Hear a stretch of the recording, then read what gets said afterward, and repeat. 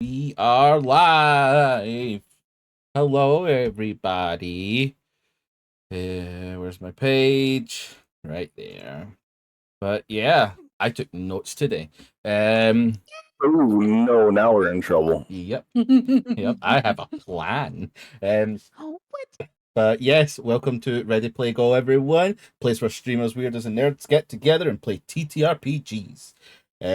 Last week we did end on quite the cliffhanger where Tavin and I don't know if all of the crew, but I know Joshua was definitely there and saw it. Where they saw the life form blips that had been No, Tavin was by himself. was Tavin by himself. Okay. Yep. Well, where Tavin saw the blips of the light forms that had been there since you'd pretty much got there, began to vanish, and only one blip was left that you believe to be your friend Daniel Cooper, who had gone into the ship to research and quench his curiosity. So yeah, today's going to be fun.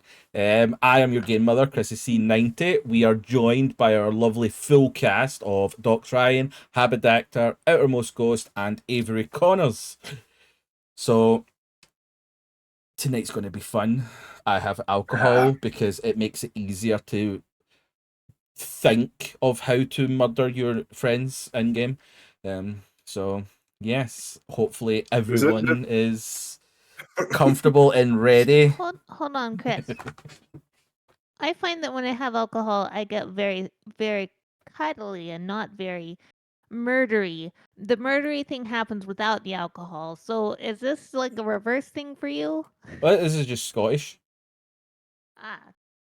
I was going to say, what does it say about me that I don't need alcohol to think about murdering my friends? In a game sense, not in reality. I mean, questions can be asked. Yes, as we discussed that, let's put in a quick disclaimer for the game. Our Alien game is intended for those 18 and over, with both action and horror vibes. The game is intended to play into character fears. This may invoke anxiety. We have ground rules set up that all of our players agree to, but if anything within the game causes distress, please stop watching. We understand that the game may not be for everyone, and your support in any capacity is always appreciated. So, with that, we are going to get into a very celebratory Mother's Day episode of Alien Entrapment.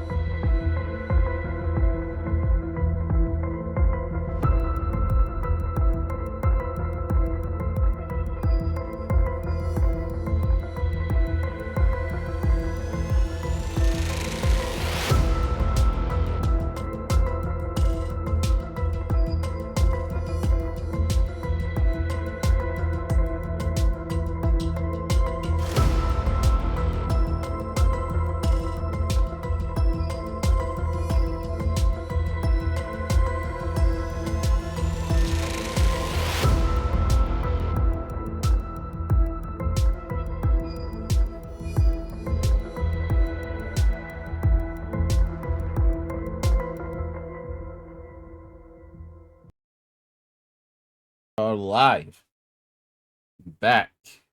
Hopefully everything is running fine. Hopefully audio is fine because I haven't touched a thing. So if people are quiet, then it's OBS and Discord, and write a ticket to one of them and complain. Everything is Chris's fault. Always Chris's fault. Yeah, it usually is. That's what everybody around me says. So yes, Tavin, we begin with you.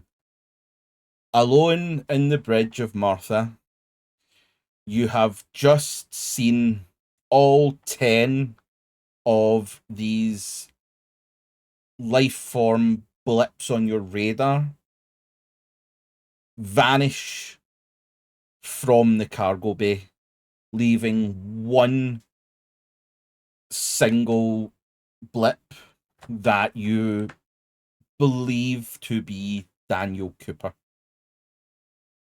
What are you doing in this moment? I will go on to the ship's overall communications and say, attention, all crew on bridge. And then I am going to start flying my ship so that I can dock with the dead ship. Okay. You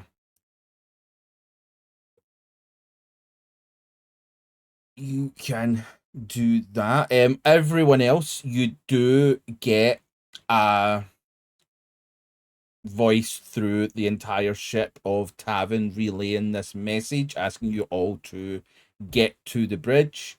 As you feel the ship begin to move, Tavin, you can maneuver yourself around. Give me a piloting roll.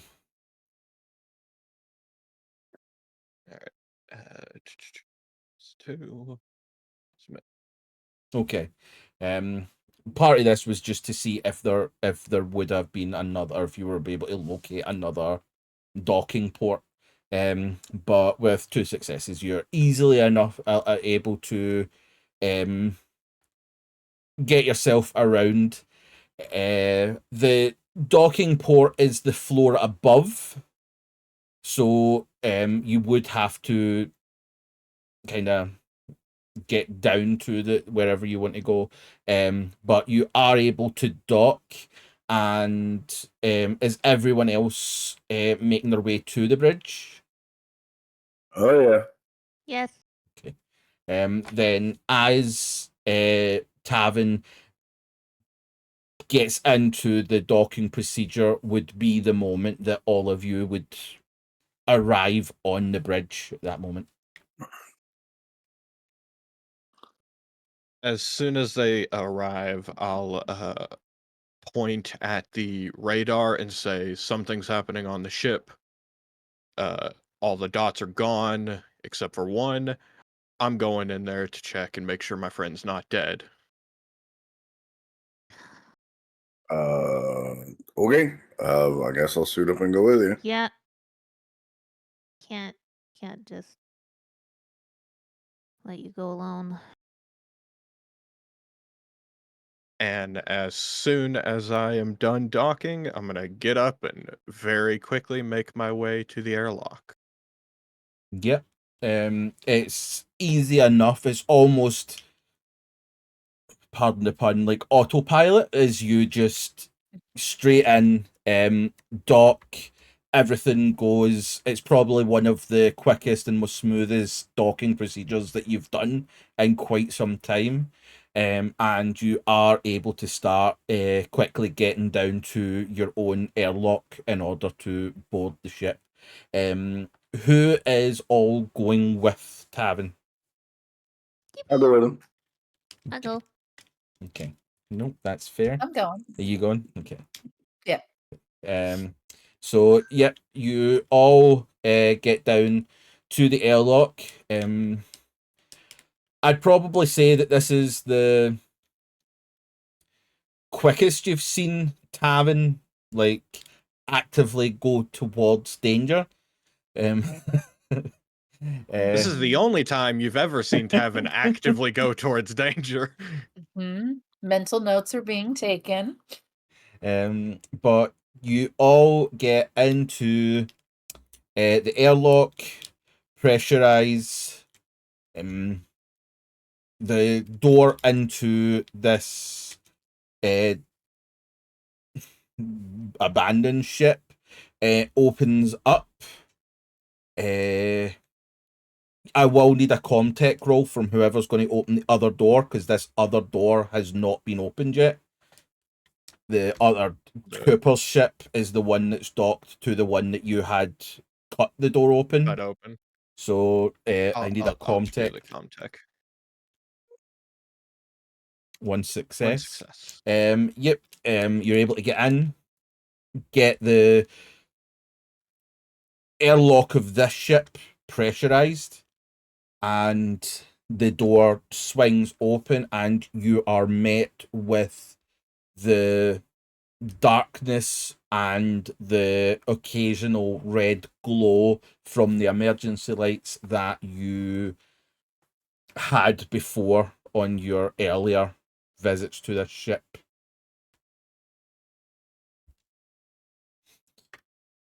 I will, once everyone's through, I want to relock the door. Okay, yeah, that's no problem at all. Let me take that off Okay. my note Then now. I'm gonna start making my way Yep. to the cryo room. Okay. The three of you see Tavin just start almost Speed walking. booking it. Like Pretty this much, is yeah. as fast as his suit will allow. Getting to the ladder, getting down to the floor below. As you make it to the cryo bay, give me an observation, Tavin, because you'd be the first one. Okay. One success. As you get to this door, you do notice that the doors are still parted that foot that it was before, but you do see it's almost like a clear liquid, like that Mm. mucousy stuff that you would get from a slug, like a slug trail, and it's kind of streaking through the door into this corridor and then just dissipating in different directions. All right. I'm gonna go into the room. Okay. You go into the room. But what's the order that you are going into this room? Well, obviously Tavin's first, so Yeah. I'll go in behind him. Yeah. And then who's I'll take a break then. Are you going up to the rear? Okay. So yes, Tavin, Joshua, and Andrea, you all push your way through. Carrigan, give me an observation roll, please.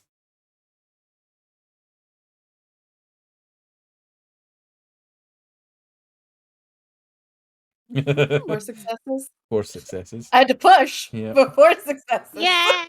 Okay. As you turn yourself to the side to squeeze through this space in the door, you do see movement from down this corridor, away from the room that you are. Okay. But it's just movement, nothing else. Okay.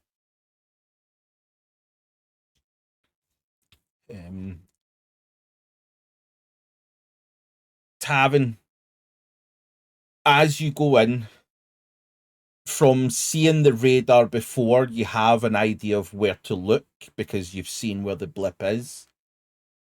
Over in almost a similar place from where you were when you first seen the yellow creature within the cryopod, kind of sprawled up to the wall.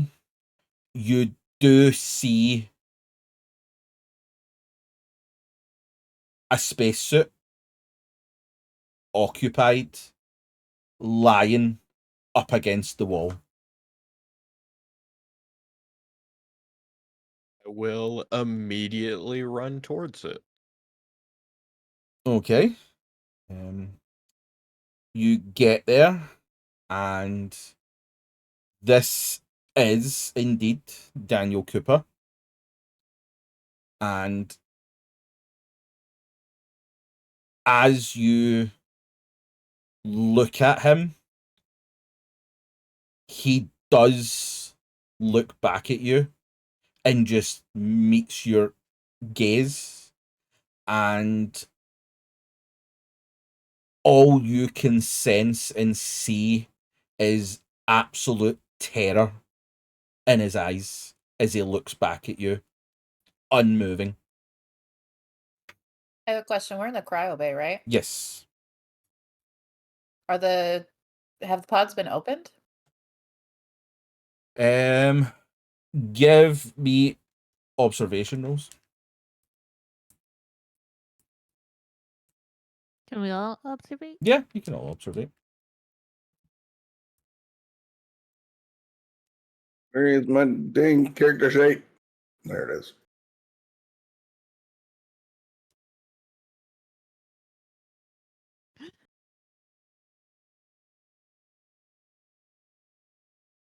Oh, you panic. You know, so many Crap. panics. So many Gotta make the panics. panic roll. I'm fine. Does when you get the panic die, does your stress increase by 1 automatically or no? Only when no. it Yeah. does. Oh, It's only if it says that it goes up. yeah. Okay. That's what I So thought.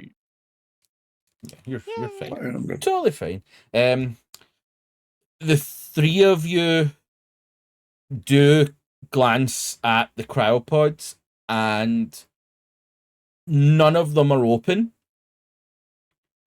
but all of them have what appears to be almost like a smoke or a steam radiating from the top of them. And Like they've malfunctioned or like they've been turned on? you do not know at this point, but I'll get closer. I'll check it out. okay, as you get closer, nothing on the monitors or anything like that has changed, but as you get closer, and I don't mean within like 3-4 feet, this is still within like 10 feet of them. One thing that you do notice is that each of these cryopods now have on the inside a red residue sprayed up the glass. What? I'm gonna check. I want to check like Cooper's suit as he's sitting there to see if there's any damage to it. And as I do that, I'll be like, Cooper, what happened, man? As you begin to look over the suit and touch him, he lets out a wild scream as full-on panic sets in. Almost as if you've triggered this reaction. As if his emotions had been suspended in time, and you touching him has just brought him back to the reality of what's happened. Will immediately stop touching him and be like, look, man, it's me. It's me. It's Tavin. Try and get through to him. He stops screaming, but the panic attack is still in full effect, and you sense that he's trying to tell you something, but you can't make out what it is he's saying just because he's heavy breathing and just what he's saying just doesn't even make sense. It's just a jumble of words as if he's trying to say so many sentences at the one time. Like he isn't just trying to say one sentence, so everything is just getting muddled up in his speech. If I can, I'm gonna walk over to Tavin and be like, let's get your buddy and let's get off because there was something moving in the hallway and I don't know that it's a good idea to be in here. Well, he's currently having a panic attack. We'll And carry him. okay. I am going to I'm gonna like do that thing where instead of putting my hands on the side of his head, it's on the side of his helmet, so he has to like sit there and look at me and be like, "We're gonna grab you and move you. Don't fight back. We're trying to leave." I'm trying to like impart that to him. Yeah. Even in this heavy breathing panic state, you do get the sense as he looks back at you as if he understands what you're saying. It's more that it's a physical reaction, as if it's not his control. And you can see that he's trying to overcome what's happening to him. But you are able to kind of get him up, and it's not going to be difficult because he is able to walk with the help of kind of that way where you see two people arms over the shoulder and kind of just move. We can the Bernies. Yeah. Sorry. Joshua. Except this time one of them's a short marshal and the other one's a string bean pilot. Yeah. So they were very different heights. Yeah, it's like lopsided. I'm not that short. Joshua. Right? Tavin is very tall. Joshua and Andrea, while Carrigan is over with Tavin, having a closer look at these pods, the smoke that is coming from the tops of these pods, as you look, there is just a small hole on each of the glass with it almost looks like a reactive liquid, as if the glass of this pod has been melted away as opposed to broken. And I'm assuming Andrea, anyway, will definitely have an even closer look to the pods. Oh yeah, definitely. You will notice that the yellow creatures are still within this pod, unmoving. But something new within is that each of these bodies now has an exit wound from the stomach. Oh. That's concerning. I'm gonna pull out my gun and have it in my other hand. So like I have one hand holding him up and have my pistol in the other. Okay. Smart. Joshua, are you okay?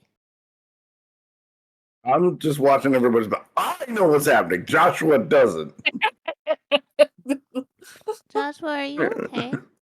I'm watching over everybody. I'm just kind of like on Overwatch, making sure nothing happens because Carrigan and Tavin are getting David up, and you're looking over the pod. So I'm keeping an eye on you. Joshua, I will probably say go- that you will also notice what Andrea is seeing within each of the pods. You gonna tell us that stuff, Andrea? They got tummy wombs. Well, first I want to check and see if Joshua's okay, considering there's an exit wound in his dead wife. Joshua's What I'm focused trying on to keeping do. his. Joshua's focused on keeping everybody in his sight right now. He's on the job. Okay. Let's catch up with them then and let them know that there are possible creatures. Or something. I would assume living creatures. We should Well, get our guns at the ready. iron's already out. Let's go. Gonna head over to Tavin and Carrigan and be like, we gotta go. Whatever was incubating is done incubating. So Yeah, beat feet. there's some movement in the corridor, and I will point to whatever freaking corridor that was and be like, let's Okay, let's go. we gotta go. Carrigan, Mhm. from your experience of dealing with incoherent people, you are able to, and I do apologize, I'm now starting to get a thunderstorm hitting here, so there is thunder happening outside. So if it comes through the mic, I apologize. I'll just Can't add hear it to the atmosphere. Because we need more. Space we need storm. more of that right Yeah. now. Space storm. Yeah. Space time! One repetitive word that Cooper is saying, and it's the only word that you can make out, is that he keeps on saying serpent. It might be snake-like, guys. It might be a little snake-like. We're moving. We're moving. Okay. You get yourself to the ladder and begin trying to get Cooper up between you. I would like to authority Cooper. I'm gonna take him and I'm gonna grab him by the shoulders and be like, "Hey, you want to get away from the serpent? Climb the fucking steps." And then that's a 2. Ooh. So do I roll the panic twice or one time? My stress went up. You roll it Mhm. once. I'm not great, but I'm Okay. not terrible. You kind of grab Cooper by the shoulders and authoritatively command him to basically Get his cut ass the to shit steps. and Yeah. get fucking moving. As that you do that, in your marine-like state, you then begin ushering everybody else to ascend the ladder. And that's when you do see something as your hand begins to tremble and goes up your arm before your entire body begins to uncontrollably shake. Something along this corridor in the darkness. It's hard to make out, but it's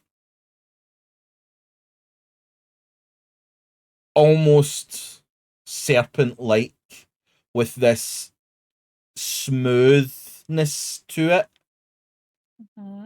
as you see it within every red glow of this emergency light before the red light becomes again and there's nothing there.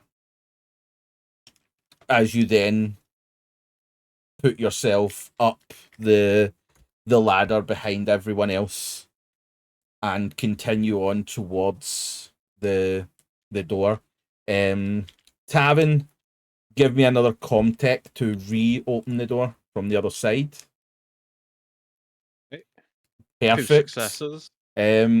You're able to get the door open, get everyone inside as a shaken Carrigan rejoins the group, and you're able to shut the door, repressurize, and get back into Martha in the airlock of Martha. Will I can't remember, does Martha have a medical, like any medical facilities? No, it No. doesn't. It's No, not just rudimentary necessarily. stuff. It's more the medical area is pretty much what Joshua has set up from his like luggage. It's not quite top of the line, but it's enough for like your basic. Then I will just say, Doc, you got David, and then I'm gonna go towards the bridge so that I can undock from this ship full of alien serpent things. Yep, I'll slide up under David's shoulder and be like, "I got you, boy. Let's go." It's Daniel, by the way. I was wondering who David was when you started timing. It is Who Daniel. the fuck's David? Did you pick up another I've been calling story? him Coop. Tavin's in a panic. Tavin is very much in a panic. But yeah, Joshua, you take. At this point, Daniel is kind of moving around on his own 2 feet. He is still under the command of Carrigan, kind of telling him to get his arse in gear. I'm going to, as soon as we are in the ship, start ripping all of this like spacesuit shit off and like get it off. And I'm gonna pull out my cigarette. I'm gonna pull out my lighter. I'm gonna put the cigarette in my mouth. I'm gonna flick the lighter, and then I'm not gonna light it. And I'm gonna just be like, okay.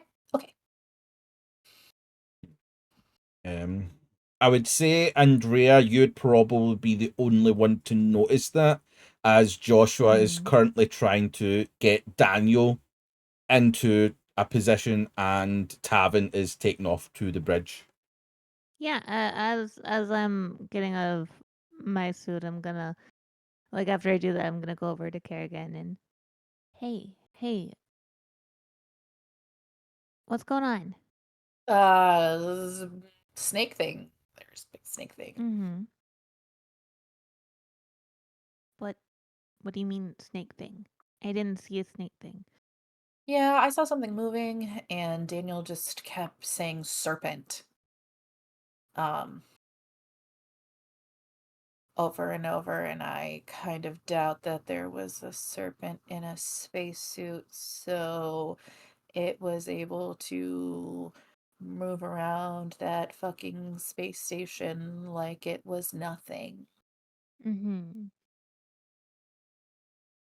Let's get somewhere. Sit down. Mhm. Have a drink. You don't need the cigarette. Mhm.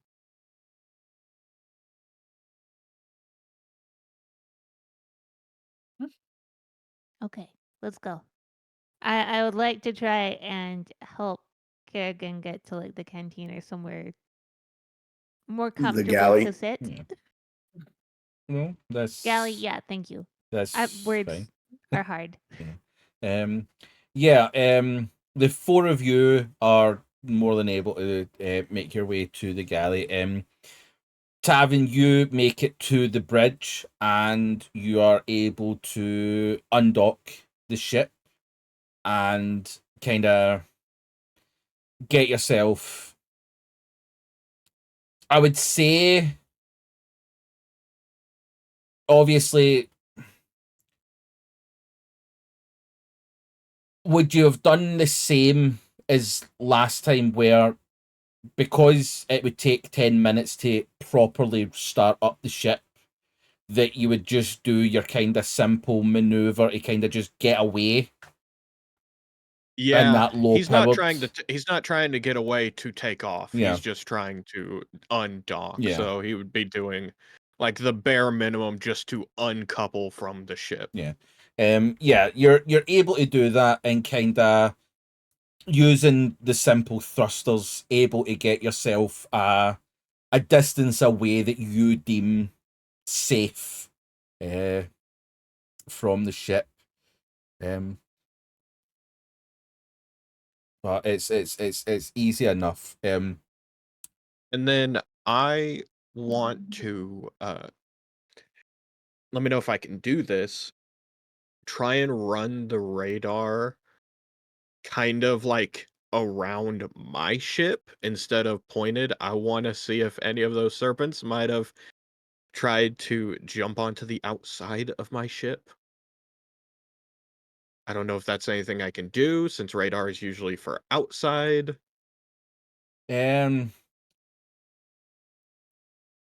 Usually it is. So what I'll say is, if you want to roll a d20, I'll say 1 to 10, you can't. 11 to 20, you are able to do it. All right. 11. So yes, I will allow that you can do a form of radar. I would say it's more like a bioscan. So it will only show you of life forms. It won't show you anything else really.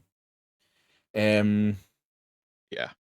But you do this and it takes a minute. So and the minute feels like a long minute. But it does go and you get 7 life forms back.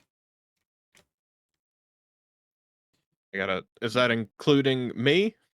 Yes. Well, it's just 7 in total. Okay, so Doc, Carrigan. I'm counting. Fuck, we got 1 extra. Yep. Okay. Yep. Oh fuck. And it just life forms, it's not telling me where they are.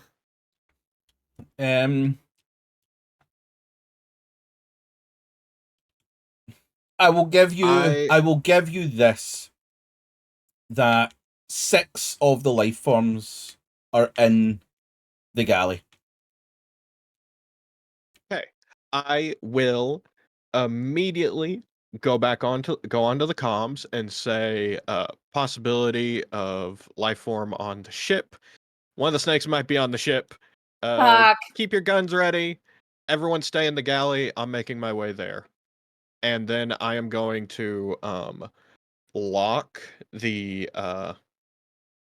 bridge behind me and basically make my way to the galley, locking every single door that I go through to try and limit how this thing might be getting through. Okay. So that we can search this ship one at a time. No, that's easy enough. The 4 of, or I'd say the 3 of you plus Daniel and Jamie are currently in the galley. Jamie is a little nervous because you've all came almost running into this, and he's more sensing the atmosphere within. But you do get Tavin's message as he begins to make his way to you.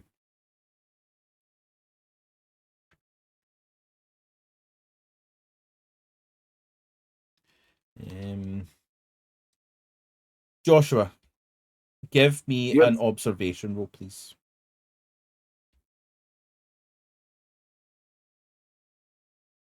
One and 1 panic. Okay. But I'm keeping it together. As you bring Cooper into the galley and sit him down. Carrigan and Andrea kind of come in behind you and they sit kind of just Carrigan trying to just process what's going on, Andrea being Andrea.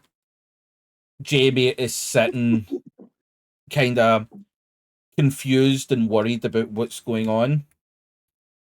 And you look at Cooper and you get a feeling of anxiety as you do notice something on his helmet. Around the rim of where the glass or the glass area meets the metal, you do notice a clear liquid around the rim.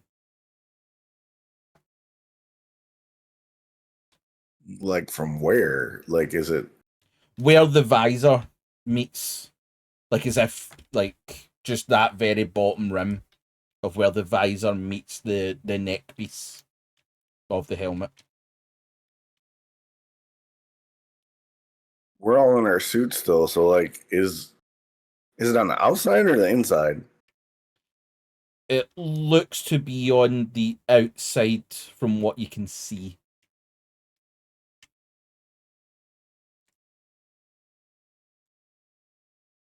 Does it look like streaks or is it just sort of like settled? It looks as if it's settled somewhat, but there is residue on the base of the visor as well.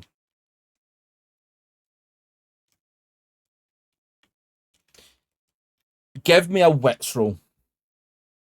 Yeah, all right.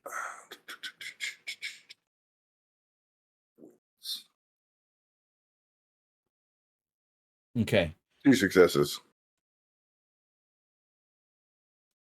You would recognize this sort of smearing, especially on glass, is where the glass has been closed upon this liquid. This liquid was here first, and then the glass was put on top of it. Okay. I'm gonna get real quiet and be like, Daniel, buddy, I need you to answer a question. Did anything get in your suit? Daniel doesn't say anything, but you also get this face of fear and panic across his face.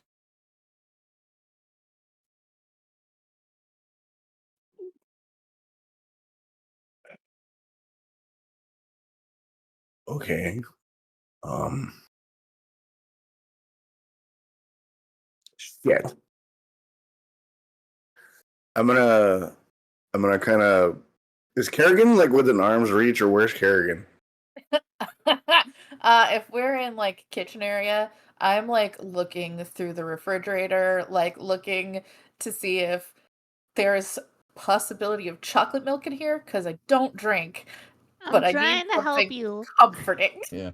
So they're not in arm's reach, but they are within the room with you. Yeah, I know, but like, this is shit. Yo, Carrigan, you wanna? I could use your help over here. Okay, fine. I'm gonna look at Andrea. Be like, if there's milk, chocolate powder, chocolate sauce, what the fuck ever. I need something. Okay, I'll handle it. I'm gonna try and compose myself. Wipe down my uniform, take a breath, come over and be like, "What's up?" I need you to stay calm. We have to get Daniel out of his suit, but there might be something in his suit with him.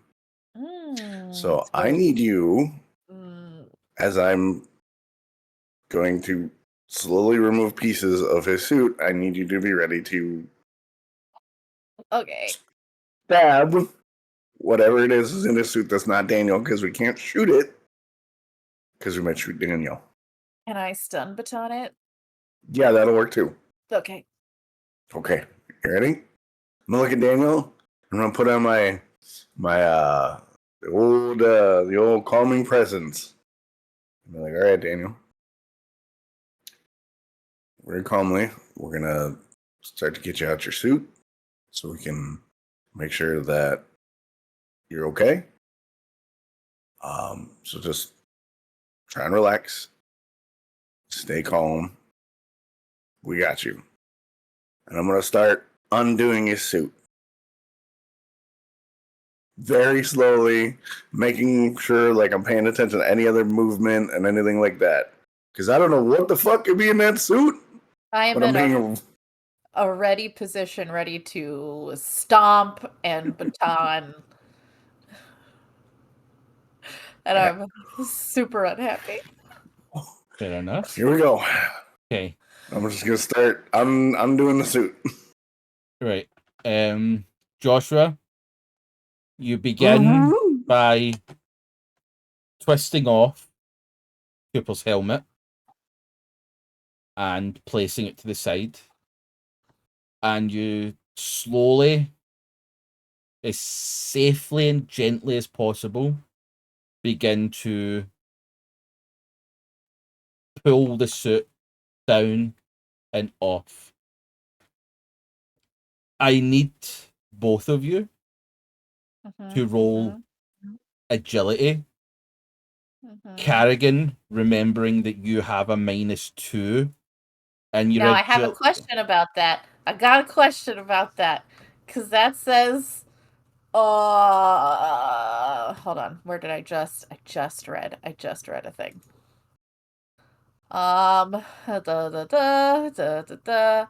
One turn passes. Has that been a turn or no? A turn is 5 Yeah. to 10 minutes. A Okay. round is a few seconds. Yeah. Yeah. So at this point, it's still not passed, Okay. but you're close. Okay. But I need Agility, you say?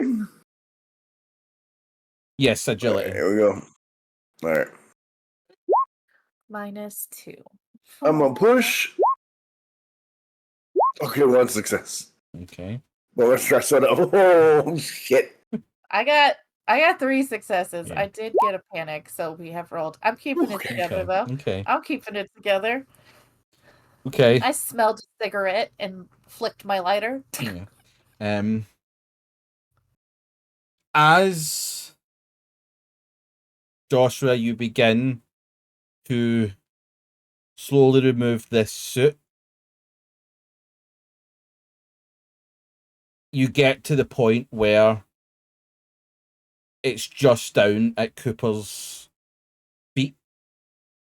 So in one kind of swift movement, Joshua, you are able to pull the suit off of the feet of Cooper.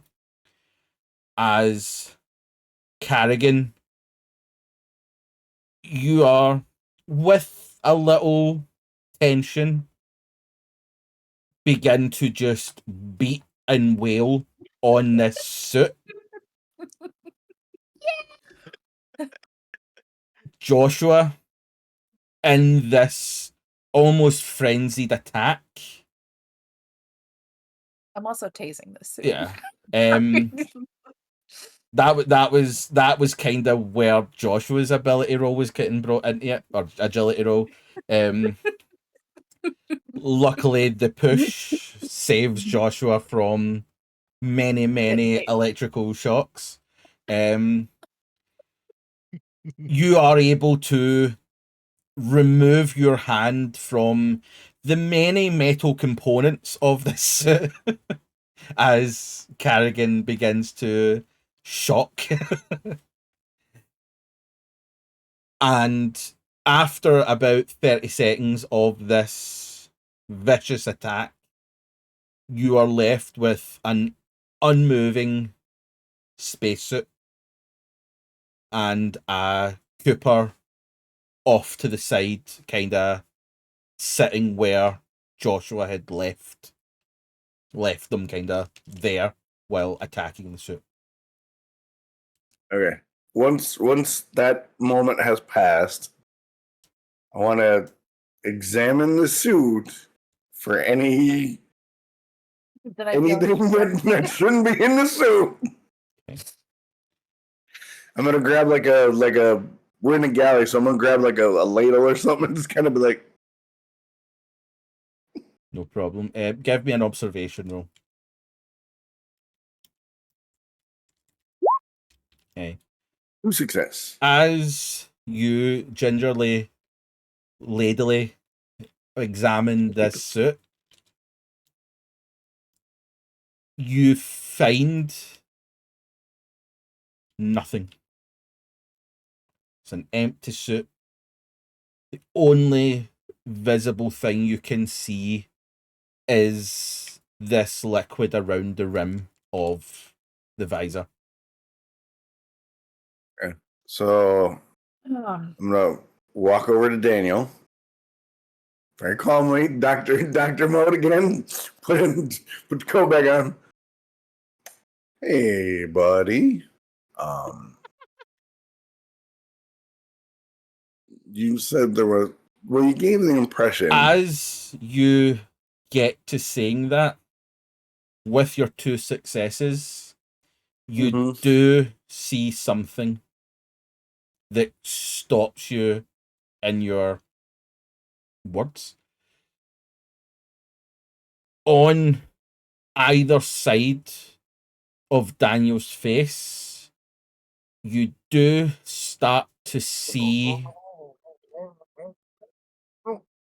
8 red markings begin to slowly appear.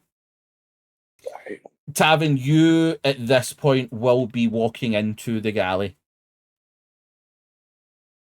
Hey, still gonna lock the door because I'm focused on trying to separate off the ship. And then I will say, all right, what's going on? Daniel is going into cryostasis right now, and Joshua's gonna grab him and start pulling him to the cryo bed. Like literally, my 6'2" ass is gonna hook Daniel and fucking fireman's carry his ass towards the cryo bay. Follow you and be like, hey, are we sure about cold? We don't fucking have another option. bodily stasis? That's all we got. We don't have another option with this, I think. I mean, there is another option, but we're not doing that other option. Yeah, exactly. Okay. Hey, I'm going to follow because I trust Joshua's medical knowledge. Okay. And I'm going to continue to lock the doors behind us, though. No so I'll stay behind the group. And I'm going to also make sure Jamie's following with the group as well, because he does not have a gun. Yep. Nope, that's as we're moving him, I'm gonna start trying to question Daniel and be like, how? What did you do? Why were you on the station? And we'll look at Tavin and be like, why the fuck did he go on the station? I am like, if you're following, I'm staying behind to lock the door, so I'm not like with everyone. Yeah, he's not. He's like further behind everybody as he's locking the doors behind. Just yell at him and be like, what happened? I don't know. He wanted to see what the aliens were, and I'm not going to stop him. Wait, They were possibly dead. They weren't moving when we were in there. We didn't know anything about them. Holy shit. okay. Let's How? calm down. How did it get into his sealed space suit? I mean, they Why? broke out of a cryopod. I'm pretty sure they can break through a suit. Daniel, Can your did you friend remove breathe in your space? Daniel, did you remove your helmet or raise your visor at any point? Cooper is silent. Understood. Can I make a wits check to put some context clues together about how this may have happened based off of what we saw in the cryo bay, the biomonitor, and what we've seen with Daniel? And Because I know what's happening. Joshua doesn't. Yeah. okay, Carrigan sure. didn't see the holes in the cryopods. Like, that's something that you two saw that I did not see, that I can't remember if was relayed to us or not. So there are like things in jumps in logic that I can't make as Carrigan. Okay. So We told you that there were holes in the. Did you guys? Yeah. I'm Yes. sorry. yeah, it was quick and sporadic because we were all But- like heightened yeah. state. But we did I tell will- you. Not trying to interrupt what you were asking, Chris, but I'm gonna like relay that to you and be like, whatever the fuck it was burst through fucking cryoglass. I'll get there in a second.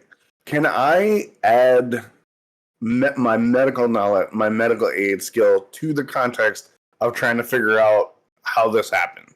Or is it just straight wits? It would probably be straight, because figuring out how this has happened wouldn't really be a medical.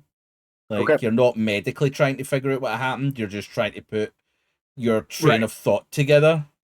Okay, that's fair. I'll just... Go ahead, finish. Yeah. But I would say roll, and if you get a success, then you can relay what you believe to have happened, and depending on how many successes, I will give you what you would surmise. Okay. Okay. One success. So putting the logic together that Joshua has, what do you surmise?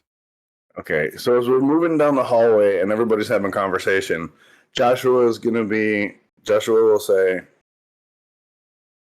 as we're moving down the hall, based off of what we saw on the cryopods, the bioscan, and the thing in the tank, at some point Daniel must have raised his visor and something, I'm assuming the fleshy thing, latched onto his face. Because that's the only thing, or only way anything would be able to get in the suit, because they're environmentally sealed. And with the markings that are appearing on the side of Daniel's head, that's my logic. And if we get him in a cryopod and initiate stasis, because we assume that the cryopods were on but not in stasis, they were being used as an incubator, cryostasis should halt any incubation. And it's kind of that sporadic delivery as like Joshua's running down the hallway. Yeah, and then we can get him somewhere with better medical, so we can solve this before it becomes a problem. Whatever the problem might be, Yes. yep. That we're not equipped to deal with. Okay. With your success, I would say that would be some solid logic. And then Joshua just continues to haul fucking ass. No problem. But yeah, you are able to kind of just get yourself to the cryo bay room that you have on Martha. Were you gonna say something, Carrigan? No, I'm gonna have my gun at the Okay. ready. No, I'm No, that's fine. But Yeah, you are able to get Cooper to the cryo bay, and at first he is not aggressive, but doesn't seem to want to get into a cryopod. But your 6'2" ass is able to manhandle and kind of get him in and get it closed. And you are easily able to start up the cryostasis, and within seconds a gas fills the cryopod as he goes into his cryosleep. All monitors are showing just a typical heart rate, elevated heart rate, but slowly becoming more regular. But you have successfully cryopoded Daniel Cooper, and probably about 10 seconds later, Tavin comes in behind with the door locked. Okay. What the hell is going on? Yeah, Tavin, what the fuck? What the fuck? Why did he go on there? Who takes their fucking helmet off? So he could have lifted his visor up. Yeah, I would assume. No, Wanted like to go see what the alien things were that I told him about. He was researching the black chemical, and they weren't moving. So I figured, hey, it probably won't be an issue. I didn't expect something to break out of a cryopod. Jesus, the one time you're not pissing your pants. hey, have we found the serpent thing? We heard over the loudspeaker serpent on deck. Like, do we know Yeah. what is that a thing? Like, No. we need to find that. I scanned the ship for life forms. 7 popped up. There's 6 people here. I have no The idea, no way 7 of inside of him. Understood. Yeah.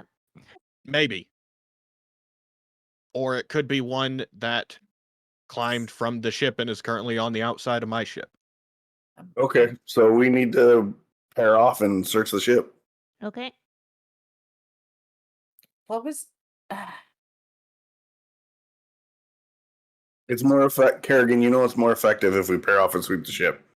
I don't mind that. I want to search Daniel's ship. Let's worry about that Everything after we about him was just too fucking suspicious. And now After- he's in cryo sleep. Possibly incubating something. Carrigan. 1, we worry about my ship first. 2, his ship is currently docked to the other ship, which currently has serpents on. I locked my ship as a precaution. He's not a pilot. He wouldn't think to do that. So it's entirely possible those things are on his ship at this point. We should worry about what we can handle right now. Kevin? Yeah, we don't even know what these things are. First off, all we know is like serpents. I didn't see it. I don't know what it is. Does anybody know what we're looking for? Oh, I just saw movement, and then he said serpent. Okay, so we're looking for like snakes on a plane, right? I don't fucking know. But Tavin, I know you dislike me deeply, and that is fine. But I need you to seriously think and ask yourself, and don't just piss it off because it's coming from me. There is more to your friend than you are thinking. He's just randomly where we are. You didn't fucking see him get here, but he's not a pilot. There's a lot more to your friend that he wasn't fucking telling you. And then I will pair off with Andrea and start to sweep, because I'm like... Let's go. I am going to go in. I'm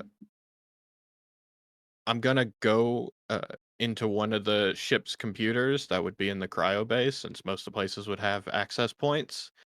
And I'm gonna make it so that Andrea has the ability to lock and unlock doors. Because right now Tavin's the only one with that permission. If we're gonna be splitting off. And then I guess I'll go back to where Joshua is and call Jamie over because he's not gonna search by himself. Yeah, Jamie's staying with us. Okay. No, that's Jamie, And you can hold the I flashlight. will, on the ship for the cryo base, so we don't search the same areas. Can I turn to Andrea and Carrigan and say, like, y'all search the aft side or something, and we'll search that, Sounds good. so that we don't search the same areas. Yeah. Yeah, that's fine. I do believe the cryo is on deck D. So you've got deck E, which is where the bridge is. So you're only one level from the bridge, and then everything else beyond that. So in doing that, what I would probably say is if two of you were to take deck D and E, and then the other two were to take C, B, and A, because C is where the crew quarters are, and then B is the cargo bay, and then A is where the EEV and that is. So it's like smaller sections compared to the other two, so it kind of balances out. I will say to Kerrigan and Andrea, y'all take A, B, and C. That way, when we're done, I can also go straight to the bridge and do another scan. Okay. Fair Fair. enough. Nope, no problem at all. So, yeah, that's fine. Right, we will begin on Andrea and Carrigan as you make your way out of the cryo deck, go to the ladders and head to floor C. As you are looking around, it's the crew quarters and like the bathrooms and stuff like that. Give me observation rolls, please. Please be good. Oh, that's good. Okay. So as you go through, I mean, that is really good. That could probably make up quite a lot of your thing. As you go through deck C, you check the crew quarters and nothing looks out of place. There's nothing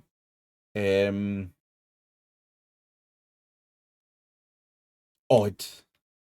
And you do make a thorough, as in you go through the different beds, the drawers, the cupboards and stuff like that. Same in the room where Joshua and Jamie has been. You have been Andrea, I will or no, Carrigan, you got the 3. I will say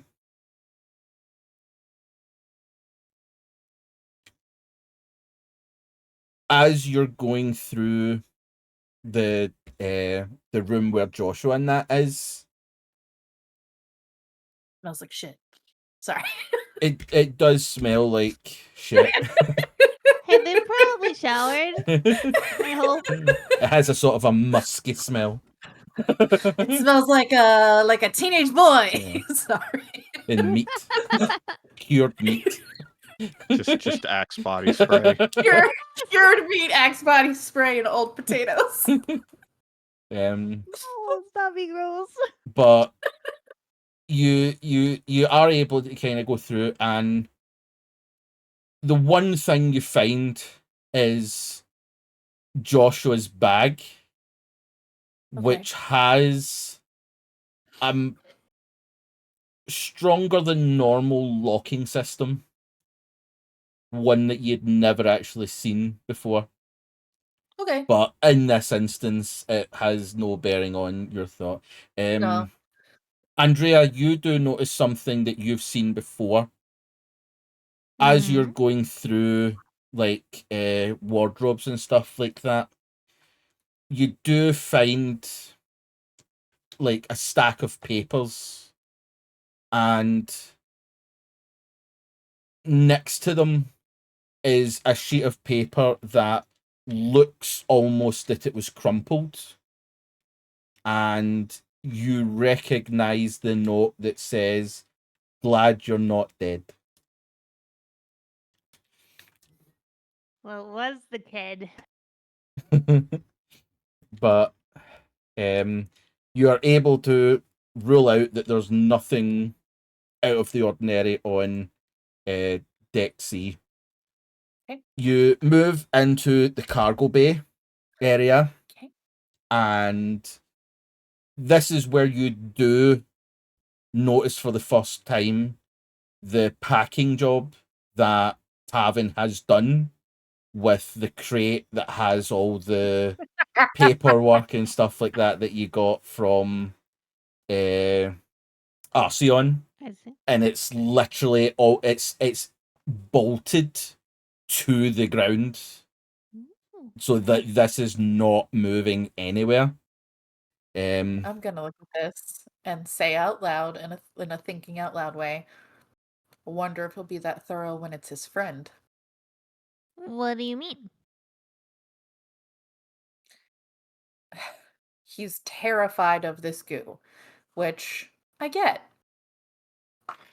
But is he going to put the same amount of caution in securing Cooper?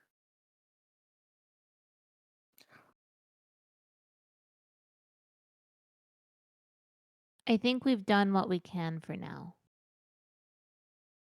We're not equipped with more, and unless we want to physically harm Cooper, which I doubt any of us wish to do. I do not wish to do that. Correct. I'm not a monster. No, I'm aware. That's what I'm saying. The only way to verify if there's anything inside of Daniel Cooper that shouldn't be there is to open him up.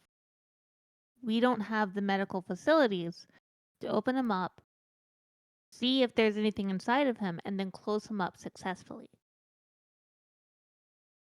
So I believe that Joshua's course of action is the smartest one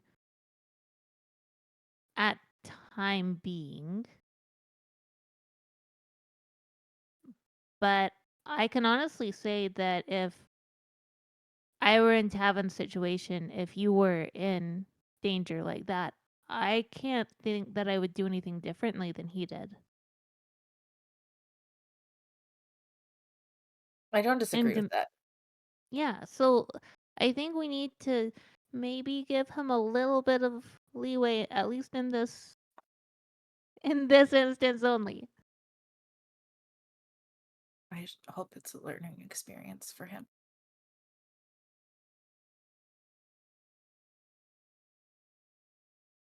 I don't know that it will be, because people don't internalize this sort of thing easily. Yep. People are selfish. But what's important is that we make sure everything is safe and that we monitor Daniel Cooper in hopes that nothing terrible happens. I don't disagree. Do we need to do observation rolls in here too?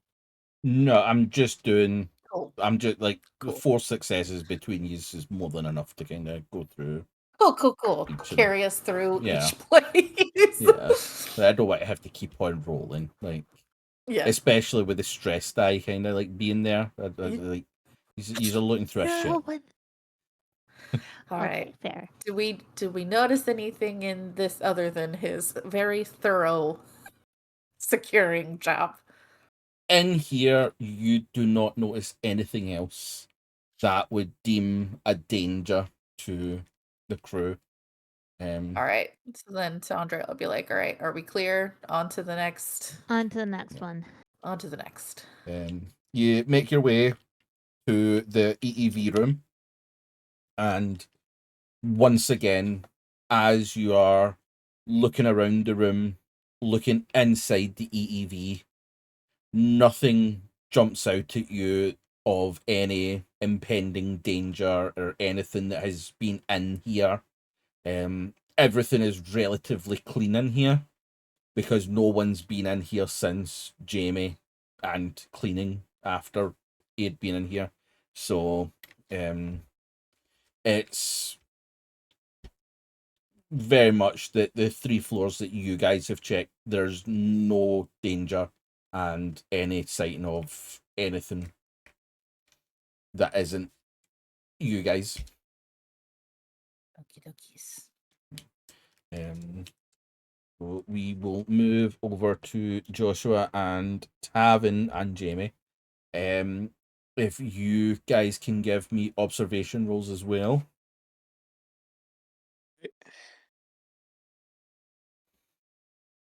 2 successes and a panic. Mm-hmm. One in a panic. God damn it. Okay.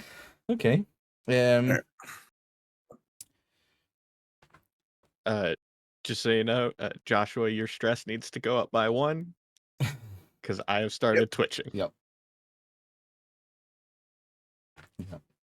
He's affecting you. That noticing twitching.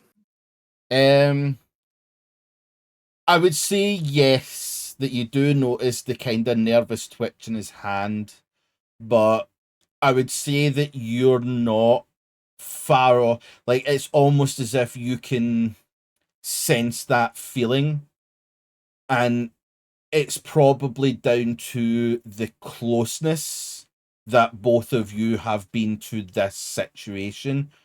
One, Cooper being Tavin's one of oldest friends, and Joshua, you having to go through this process of getting out the suit, getting to the cryopod and stuff like that. It's taking its toll on your mental faculties. But with your successes, it's a similar kind of thing. You leave the cryo deck and make your way into the likes of the galley and the dock and umbilical and stuff like that. Having a look around, nothing seems to jump out at you that there's a danger either. Cooper's suit is still in the galley, with burn marks and stuff from the vicious Carrigan attack earlier. But as you slowly make your way through this deck, there is no noticeable thing that says anything's kind of been through here apart from you guys. So as we're kind of making our way through, I'm gonna attempt to use the talent calming presence in this conversation to help Tavin relax. Okay. So I'm gonna, as we're kind of looking through stuff, I'm gonna look over at Tavin and go, "Hey, Tavin." Yeah.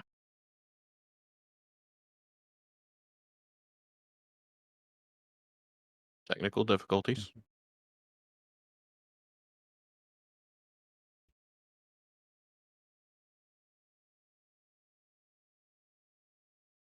Do we want to maybe go on break now, actually? Because it's about that time. Yeah. That better? That'll I give got us- it. You're oh, good. You're good. And just for some reason, the audio settings keep switching on me. I figured out what the problem is. I got to reinstall the program. But anyway, I'm gonna look over at Tavin and be like, "Hey, T." Yeah. I need you to do me a favor real quick before we move on. Take a breath, hold it for a beat, let it out, because we gotta have a conversation, and it might not be real comfortable. Okay. Tavin's gonna like try and stop, and even though his hands are shaking, he's gonna try and like grab his suit so that they stop shaking, and try and take a calming breath. In that instance of trying to take that breath, you do feel your breathing becoming easier as one point of stress does get removed from yourself. All right.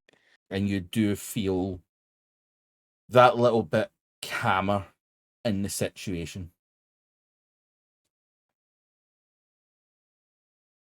All right. So we got to talk about Daniel. Okay. And I don't want you to think I'm an asshole, but what if he was there before we got there? What if he was the guy that accessed the computer the hour before we showed up? Believe it or not, I had the same thought, and I had mentioned it to him, and I don't think it was him. I could be wrong. He's my friend. He's a blind spot, but he seemed genuinely surprised when I mentioned someone being there before us. Yeah, people know how to do things though. They can twist it a little bit, especially if they're in on a project that has some really nasty consequences.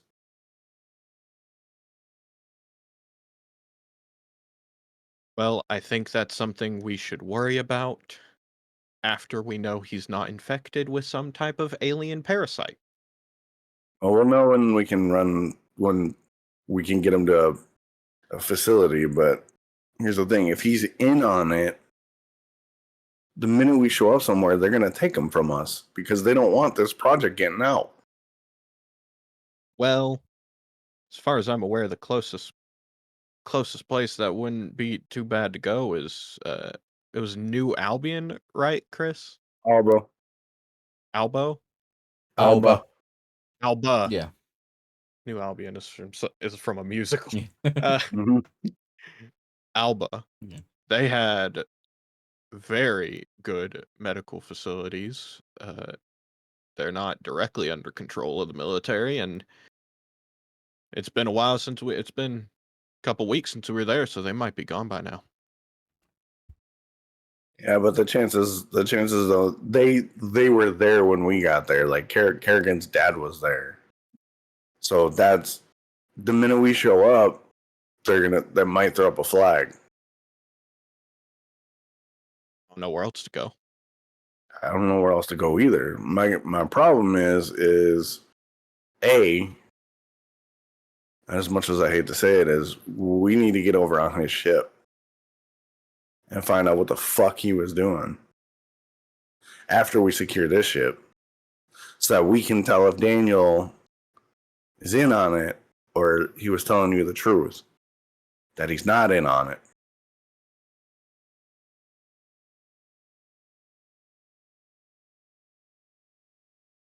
I'm not assuming anything at this point, but because I don't know shit. All I know is I got some dude that showed up in a stealth ship, but there's timestamps that things were activated before we got there, and all of a sudden we leave, he goes exploring, shit hits the fan. Now we got him in a cryo tube, which I'm going to assume he's got something inside of him.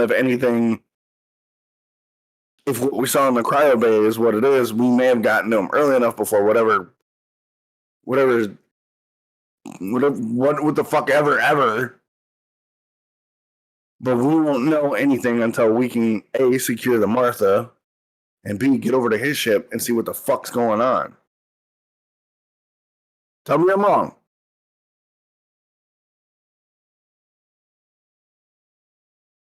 You're not wrong. All right, good. Glad we're on the same page.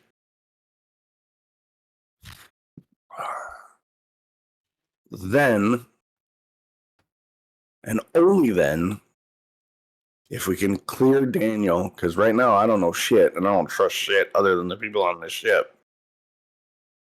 We need to figure out where we can take him, because whatever he's got,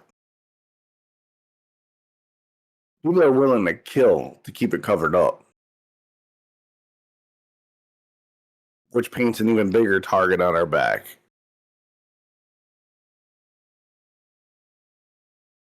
Figure out that afterwards. I wanted to know that we're on the same page, because when you're talking about a friend of yours and the potential to really be in some fucked up shit, not that it could sway loyalty, but it can make you second guess the right action sometime. And right now, all 5 of us got to be on the same page no matter what. We got to put aside petty bullshit. We got to put away suspicions with each other. And we got to fucking get through this, because whatever is in Daniel potentially,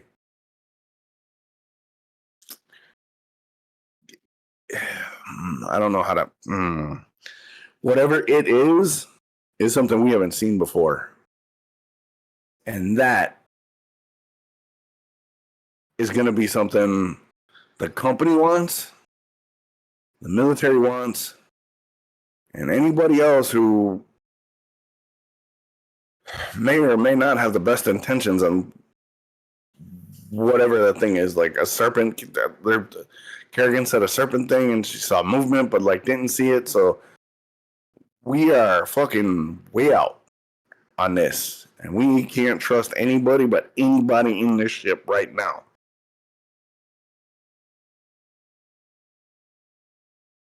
Just finished clearing my ship, and I'm gonna start walking away so we're not just repeating the same stuff. Yeah, I'll just kind of like do my check too. It's just one of those like, oh. Yeah. No, it's fine. Yeah, you're able to finish your check, and on this level, you don't find anything that tells you that there's a danger, and you're able to get yourself back to the deck. We are quickly going to go back over to Carrigan and Andrea. Andrea, you get a notification on your data link. Oh, okay. And I check. as you read it, it is from your Weyland-Yutani contact. And the information that you get is on Daniel Cooper that you had sent for. The profile that you get tells you that Daniel Cooper is a priority danger,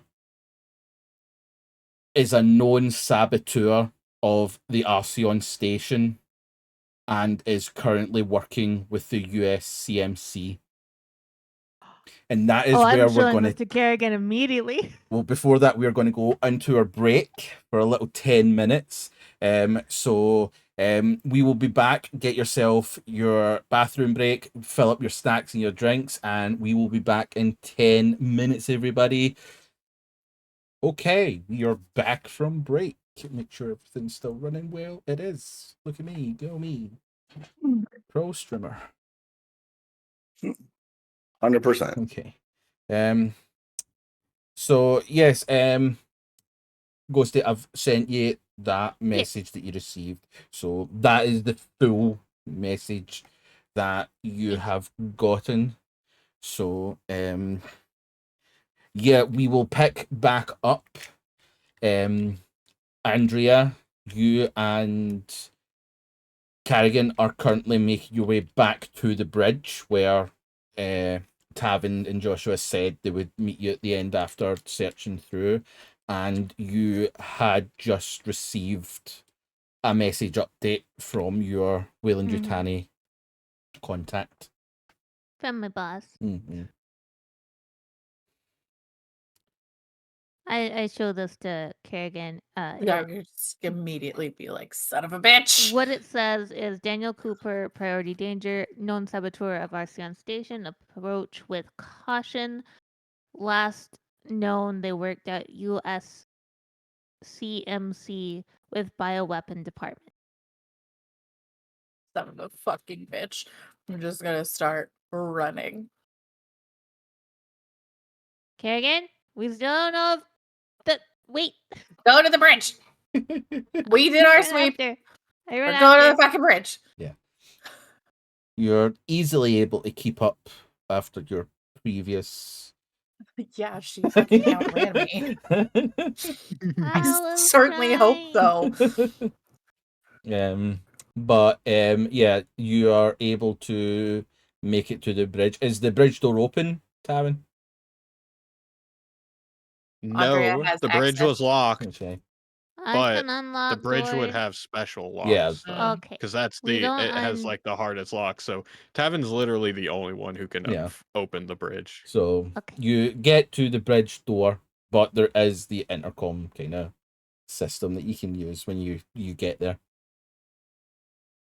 You should probably just, Are we Wait. inside already? Yeah, I would say that Okay, during then the that door conversation. would be. Okay. I would be like watching for them to get there. Okay. Okay. So yeah, I would say yeah, I that would you just guys would open it. have been in there for like a couple of minutes before you hear the almost galloping Carrigan and Andrea as they are running back to the bridge. As soon as we get to the bridge, I'm gonna try and do another like internal scan. Yeah. You still get the 7 life forms.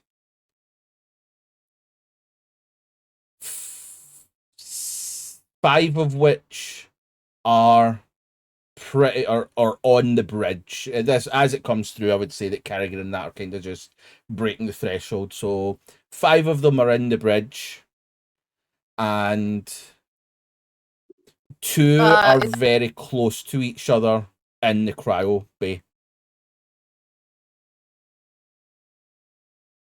Okay. Yes. I can't do math. Sorry. Ignore me. So most likely I'll say this to Joshua as I see the scans. Most likely that 7th dot is fucking either on his person somewhere or inside of Daniel. Yep. That confirms it. I am then gonna start looking at my star maps. Would I know of any stations or planets that fall outside of the Marshall and the USCMC? You know, like that would possibly have medical services. You're muted. You're You muted. Oh, muted. I'm sorry. I just said, hold on. I'll check my map. Okay. Isn't Alba he wouldn't- technically outside of Marshall and USCMC? Yes. It's definitely Yes. yeah. Well, Uh, so and please correct me if I'm wrong. The Marshals and the USCMC are technically under the same governmental umbrella. They are different agencies in the same group. No. The USCMC is under the United People. It's basically the United States version. I thought the USCMC was 2. No, Colonial that's Marines the is its own thing. the Oh, sorry, USCMC. Colonial Marshals is its own thing. Yeah, the Colonial Marshals are under. Or did you say the Colonial Marshals? I thought you meant what? I meant the Marshals and the Marines. Yeah. They're both. I thought they were. Yeah, both they are under both the under the same... US. They're both under the United States. Yeah. One's a government, kind of like the security, and one's the army effectively. Yeah, So one's a military, one's like the policing policing. force. So sorry, I Yeah. thought you were asking. You meant the like Alba. No. The Marines Yeah. and the Marshals are. We both serve the same. Yeah, you both Government. serve the United Peoples. It's like the United States, effectively.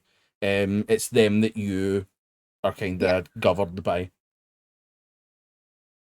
But At right. this point, we would be having an interagency tiff. Yeah. Maybe. Yeah. So currently, you guys are here. The two kind of closest places that are out with the United Americas, the frontier, and then you've got the Three Worlds. Yeah. Yeah, I would say the closest places that you have are Planet Alba. You would know that Zeta Doradus is it's a distance away from where you currently are, but it's outside like governed space. And you've got Beta Virginis, but as Game Mother, I would say that is a very, very big distance away from your current location. So I would say that your closest ones would be Planet Alba, Zeta Doradus, outside any known government space system kind of thing. So, Andrea and I, are we there? Yes, I'll say that you have kind of just got in there. And I'm gonna be like, "You're a fucking friend, dude. You're a fucking friend." What about him? Oh, it's not good. So, Daniel Cooper was the saboteur of Darcian Station. I have been told approach with caution. Last known, they worked with the USCMC on bioweapons department. He made your black goo, my dude. No, your Was dad, not Black Goo. They worked together, most Can likely. can I see that report? It's a message. Or can I see that message?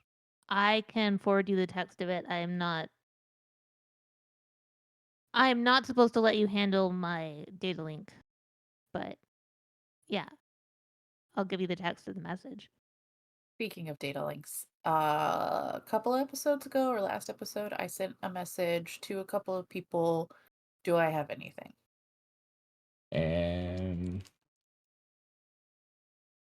I would say yes, you will have received a message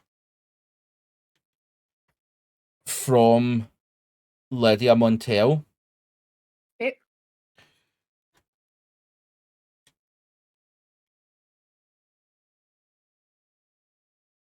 The message, this is where you're going to get confused, as in Carrigan. Okay. The message states that they've received all of your information, that she is personally going to investigate it, and that you no longer have to continue your investigation. Oh, that's not her. Do you share this? Yeah. And yeah, That that's sounds not like her. Melody Montel. I very much believe that came from her.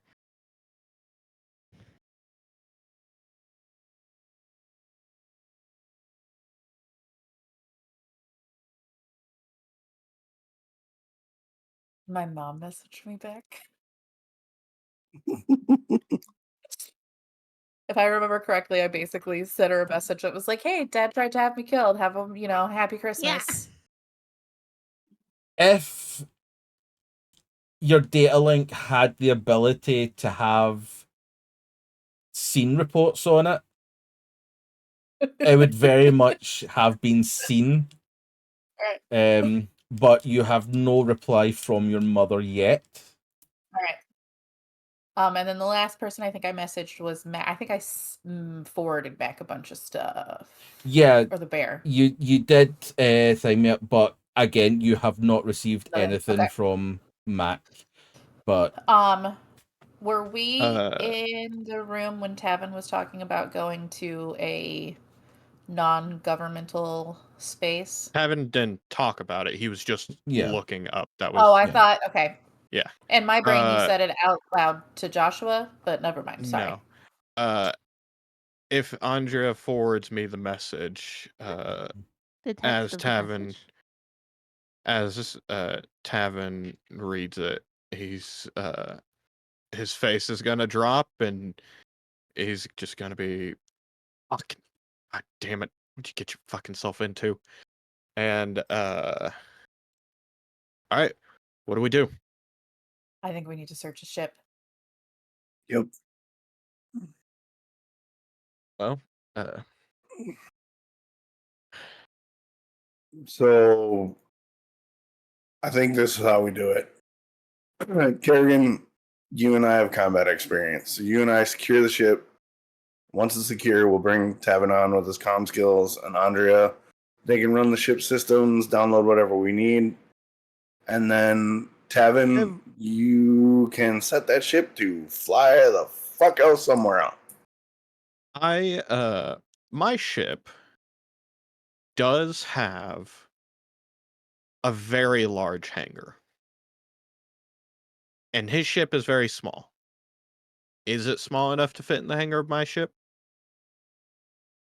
I would say no. No. But in that same kind of mindset, your ship being a salvage ship does have the ability to tow.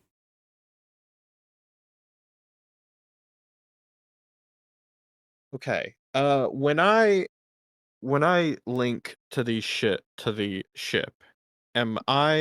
when I docked to the dead ship, am I docking with my docking or is their docking coming out? It's your docking. Okay, so it's probably like that for his, so just cutting his ship off probably wouldn't work. I think that's the best plan, Joshua, yeah. Unless you want to shoot his ship off, which we could do, but That seems like a bad idea. I have a follow-up question that feels like dog shit. But no, I don't. Never mind. So the plan is I dock my ship, you two exit, I'll undock, y'all secure his ship, and then do you know how to undock his ship? Yeah, I know how to pilot. Okay. Not the greatest at it, and I'm rusty, but I know how to get behind a stick. Let me do a scan of his ship to see if there's any life forms on it before y'all try and get on it. Yeah, I gotta go. And I gotta go get some shit before we. can I?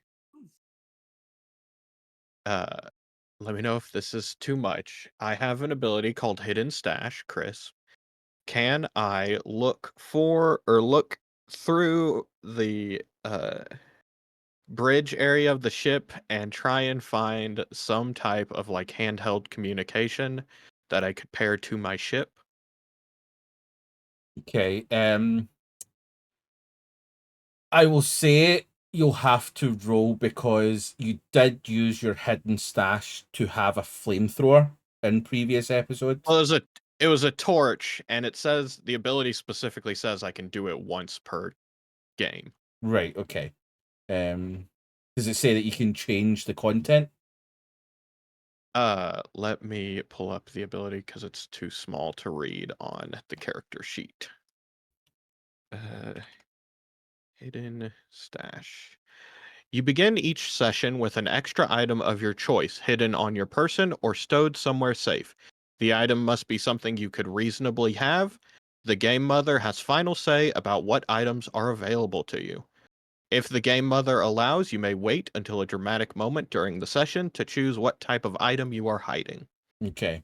Okay, with that word, then yeah, I shall allow it. I'm not looking for anything fancy, just something Yeah. that I could give them so that I could talk to them from the ship. Yeah, I would say that you're able to have, just to keep it in that kind of limitation, I will say that it will be like a communication headset that only two of you would be able to be linked with. So it would have to be like you and Carrigan, or Joshua and Carrigan, or you and Andrea. It will only be, there's two headsets kind of thing. All right, and I will toss it to Joshua and give it to him. Okay. Do we want to take a moment to sync the suits that we have on the ship with the ship's communications? Yeah, that'd probably be a good plan. Yeah, let's do that. Okay. I would say that those really cheap suits that Carrigan and Joshua have probably don't have those types of systems. Mm. Probably. Like Andrea's might, since she has a fancier one. Well, in the I don't know. previous episode, I did say that the extra suits would be those of Cronus, and at one time they probably would have been connected. So what I'll say is, give me a Comtech to see if you can connect them, and we'll go from there. Okay. Yeah, I'll say that you're able to create a kind of communication link, but I will say that it is a faint link because of the age of the suits. So it is it's like you're only getting 2G on your cell phone, so you could walk 3 feet one direction and lose signal kind of thing. So Okay. But it does give you the ability to somewhat communicate on that kind of level, but the headset would still be that extra kind of boost of communication. Okay, then I'm going to do a tight radar scan of his ship to see if there's any life forms on it. You find that there is no life forms scanned on his ship. Okay, and then I will also do it where I'll be docking to see if there's any near where I'll be docking.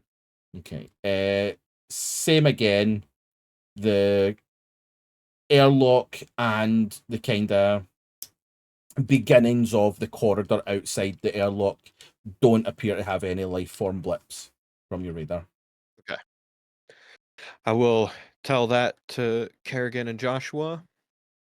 And then before y'all enter his ship, I'll do another scan of his ship to relay it to let you know if there's anything in there. Okay. So I'm gonna head to my quarters and grab some gear. Okie doke. That's I'm gonna put the easy suit enough. back on. Well, I guess I have to go to wherever I ripped the suit off. I think you've done it just at the That was in airlock. the airlock. Yeah. You did that in the airlock. Oh, yeah, again. Yeah. So you've done it literally where you have to go to. Okay. Yeah. I already got my gun. I already got my stun baton because that shit's not leaving me. No problem. A couple minutes later, I'll show up in the airlock, and Carrigan, you will see that Joshua now has a large rifle. slung across his back, and he holds out a syringe. He goes, "I need you steady. We should take these. What's that? It's Meth. help calm you down. Gets rid of the stress. What is it called? Come on, Carrigan. You know a snap relief. You've used it in the field before.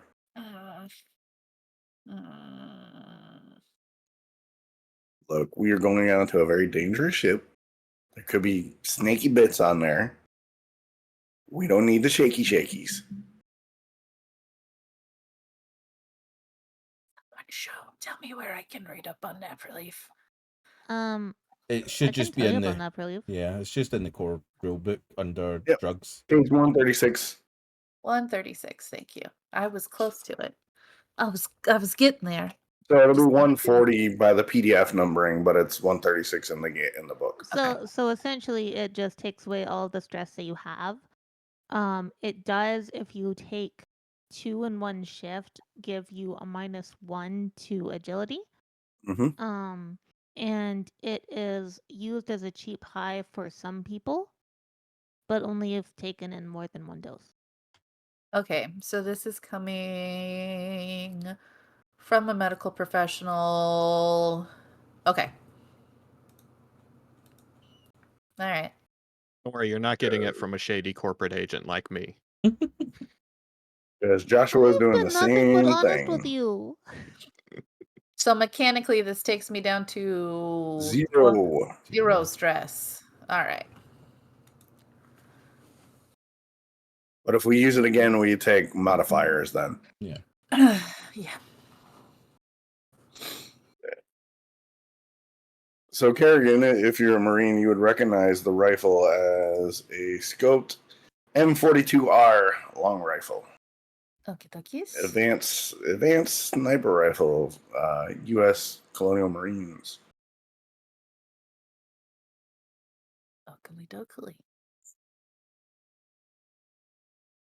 We'll hit the comm and tell Tavin that we're ready to go. You just call him Karen. I said Tavin. Tavin. All right. It's like Because I went to the Carrigan Tavin. Kevin now. Kevin. In the comms, I'll say, copy that, Boshua, and begin. I'll begin docking to the ship. Okay. Yeah. You two are able to get yourself suited, get the airlock kind of ready. Tavin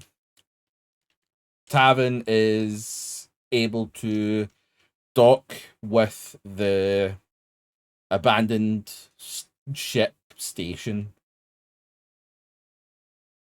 A final scan shows, same again, there's no life form in the immediate vicinity. You are able to pressurize the airlock, step through, unlock or close the door to Tavin's ship, and open the airlock into the derelict ship. And once again, you are met by the darkness that is sporadically glowed with red. What? We're in the derelict ship. We're not in his ship. I think I missed a beat. You need to go. We can't go directly to his ship. ship? We Okay. need to go through the derelict, and as soon as they're off mine, I will undock from the derelict ship. Yeah. As you enter into the darkness, you do hear the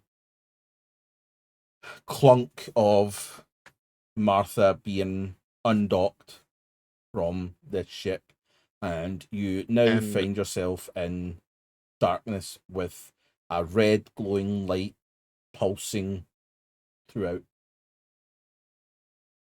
As they're going through, I want to continually try and do scans, following them. Yeah. There's no problem. What I will say, but is it'll take like a minute or so to do these thingy scans. Each one, because they're yeah. So that's fine. I just want to kind of track Yeah. their progress. I'm not actually looking for anything really. Yeah, no, that's fine. Yeah, your first scan shows that there's 2 life forms, which is those 2 entering into the corridor. I will unsling the rifle and look at Carrigan and go, "You take lead. I'll cover you." Okay. Okay. Going to. I know there's not really stealth things in here, but I'm going to move as quickly and quietly as I can towards where we wanted to go. Got that crouch run going on. Flat run. I think there Yeah. actually are rules in the book for stealthing. Yeah, like I'm Yep. sure it's agility. It's agility or it's survival. It's one of the 2. But Well, I certainly hope it's agility, because that's a much better score for me. I'm pretty sure it is. But It's mobility. Wait a minute. It's hang on. I found it. When mobility is used for stealth, make an opposed roll against your opponent's observation. So it's a Oh. mobility roll. That's bad. I don't have any. okay. So if you're going I to do. be moving stealthily, give me your mobility rolls. God damn it. God damn it. Oh, no, that's fine.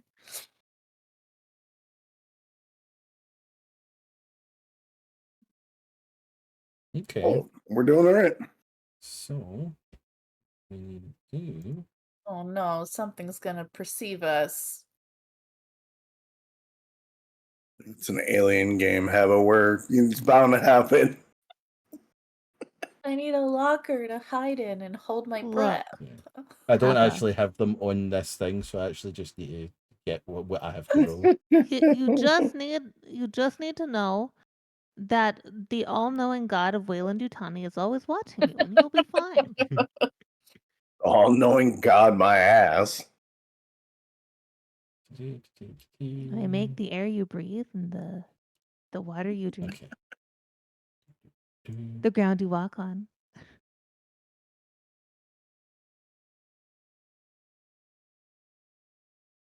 Okay. You are able to quietly, while maintaining perimeter around you, make it to the ladder, and you don't feel like you have stirred anything up. Okay. You're First. able to slowly lower yourself down the ladder, and I would assume that once you get to a certain point, your gun would be kind of aimed to kind of be there before, because obviously your legs will go down before you're able to see what's down. Mhm. But you're able to get down to the bottom level Mhm. and begin to make your way to the airlock that Mhm. this other ship is connected to. Do you want to make other mobility rolls, or do you want to just... I mean, yeah, they'll Okay. probably start to be shit. Okay, that one was still okay.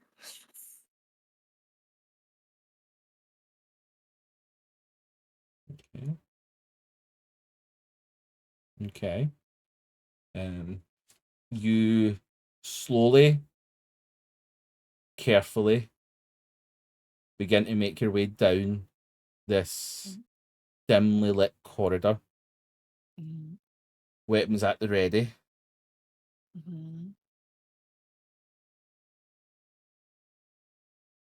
You do hear a distant screech as you are slowly making your way to the airlock door. Mm-hmm. Mm-hmm.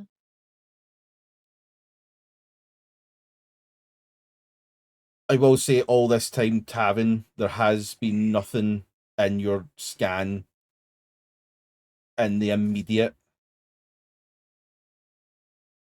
You both get to the airlock that the first door has been cut open that you had entered in yourself. Are you reaching into that airlock? Is that to the? To Cooper's ship. I mean, yeah. Okay. Mm-hmm.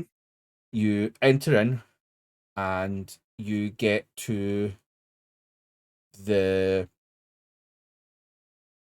computer or the terminal to unlock, or say unlock, to gain access to Cooper's ship's airlock as the door is closed. Whoever is going to go to the terminal to open, can you give me a comtech? That'd probably be Carrigan because I'm covering her. No? I mean, I can. It'll be I like a got cat on a keyboard. all I got is a 1 in comtech, so I got a 0. well then I buddy. guess it's me. So I'm gonna hand Carrigan the rifle. I am a cop and a former Marine. I don't give a shit about all this technology. I will hand you the rifle and attempt to smash the keyboard more eloquently than Carrigan could.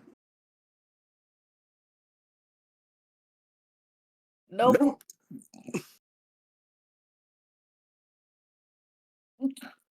Okay.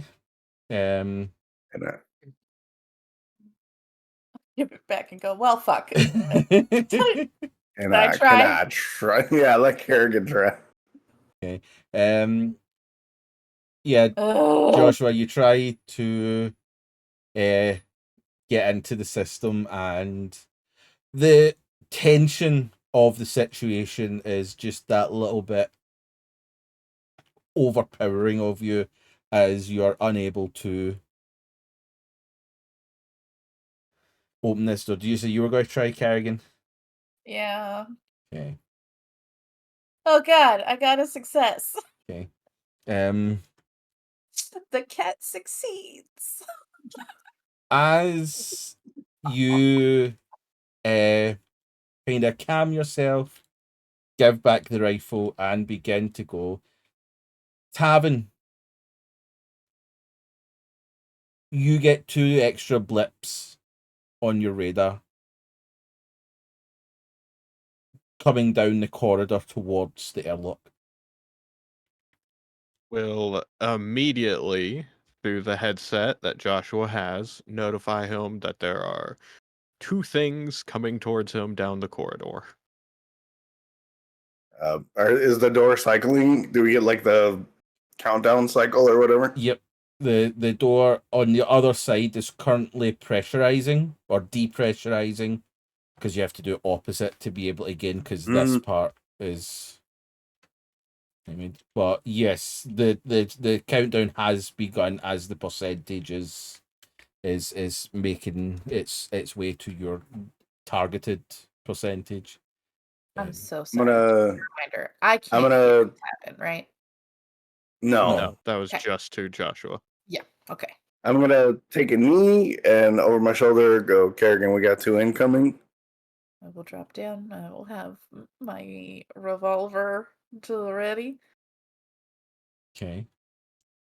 And just look down the scope at what might be coming down.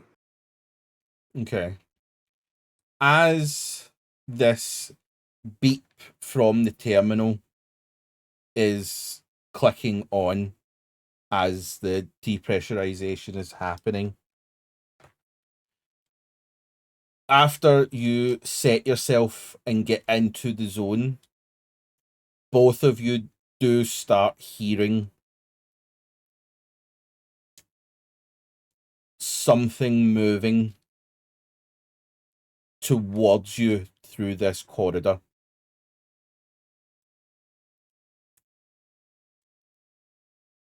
This isn't a xenomorph and it's my fucking dad. I'm gonna kill you through the internet.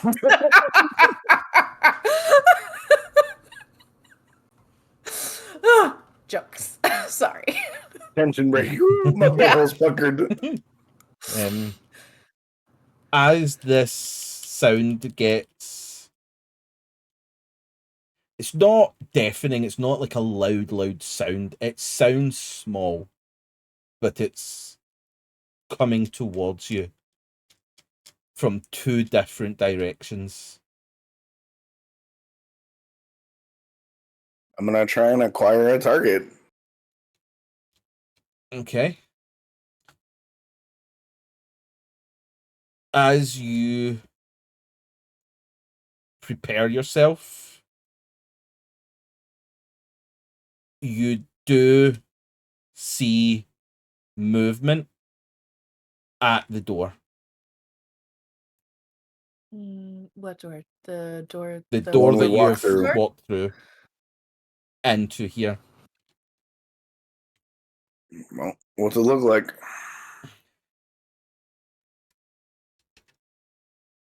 You don't have the time to see. Oh, it's one of those.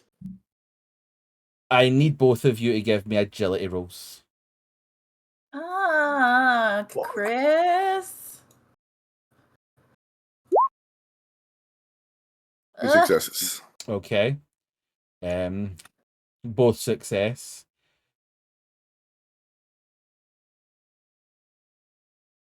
As you see movement breach this door, two creatures lunge, and with your agility successes, you have the opportunity to open fire. Yep. Yep. Ranged combat. Yep. God, please be good. Please be good. Please be good. To add a All bonus, you just put plus, right? And then the number of bonuses? Yes. Okay. 2 success. Okay. And Yeah, we're tough. what feels like an instant, this movement flashes, and without even thinking, both of you fire off shots. After this flurry of flashes happen, both of you are left the slight heavy breathing, and laying at the door of the airlock are two bullet-ridden, small, about maybe a foot long, black, worm-like creatures.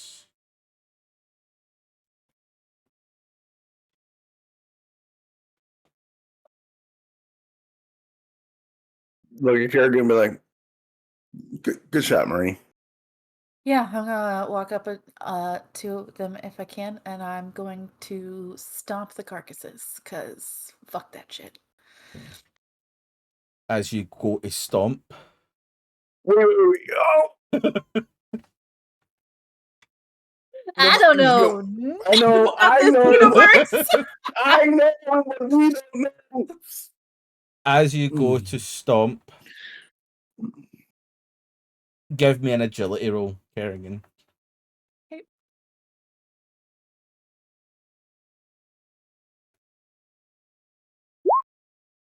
I'm gonna push that shit. It didn't matter. It didn't fucking matter. As you go to stomp,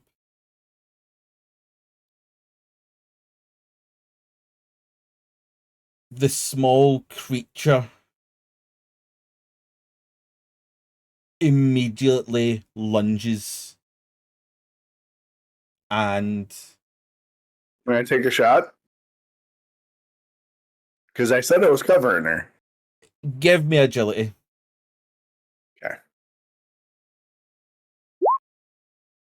God Pushing damn that it. shit. Hang on. What? Fuck. This No. is rigged. Damn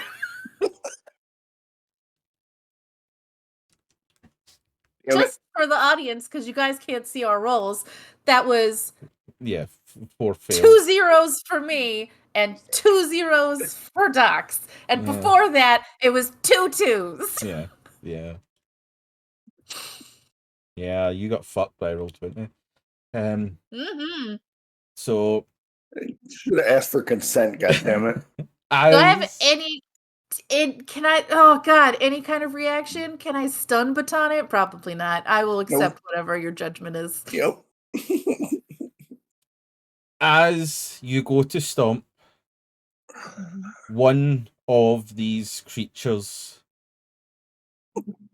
lunges towards you. Mm-hmm. And latches on to your suit Mm-hmm. near the kind of throat part. Mm-hmm. You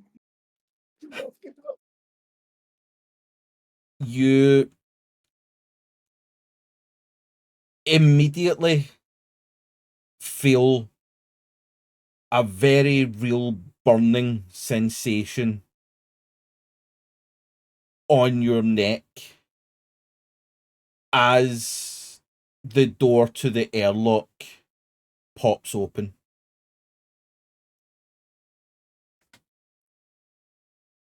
Joshua, you see Carrigan approach these creatures, and before you even have a chance to react, you see one of them lunge and attach to Carrigan's suit at her neck. And you can see almost a faint green liquid begin to seep from this creature. And you see Carrigan's suit begin to react and sizzle as the airlock door pops open. Fuck. Is she within like arm's reach? Because the airlock Yeah, is the kind of airlock's small. quite small. Like, yeah, it is arm's reach to. Did she drop her stun baton, or does she have it still? No, well, I would say she still has it in her hand. This is just all happening within seconds. Right. So because it's happening within seconds, I'm gonna trust Carrigan to react. So I'm gonna snatch her by the back of her suit and drag her through the airlock, hoping that she's gonna try and like. I mean, I'd like to try that, but I don't know if Yeah. I'm allowed to. But yeah, I'm gonna like grab her and kind of pull her through the airlock, hoping she'll react to the thing on her. Okay. Give me a strength roll. Who? Docs. Docs. Yeah. Shit. I'm gonna push it. Okay. Okay, got it. Jesus. Good. Guys, come on. Oh, got her. 2 successes. Okay. In that split instinct, you try and grab the back of her suit, and your hand slips off. But as you see this thing sort of flail around, you then grab the kind of air tank pack of Carrigan's suit and just wrench everything, and both of you fall into the airlock. And I would say in that same kind of thing, you would be able to kind of drag in, kind of throw Carrigan and pull the door to the airlock behind you. Carrigan, I will give you a roll for your stun baton if that is what you wish to do, but if you have another idea, I am open to hearing and telling you no.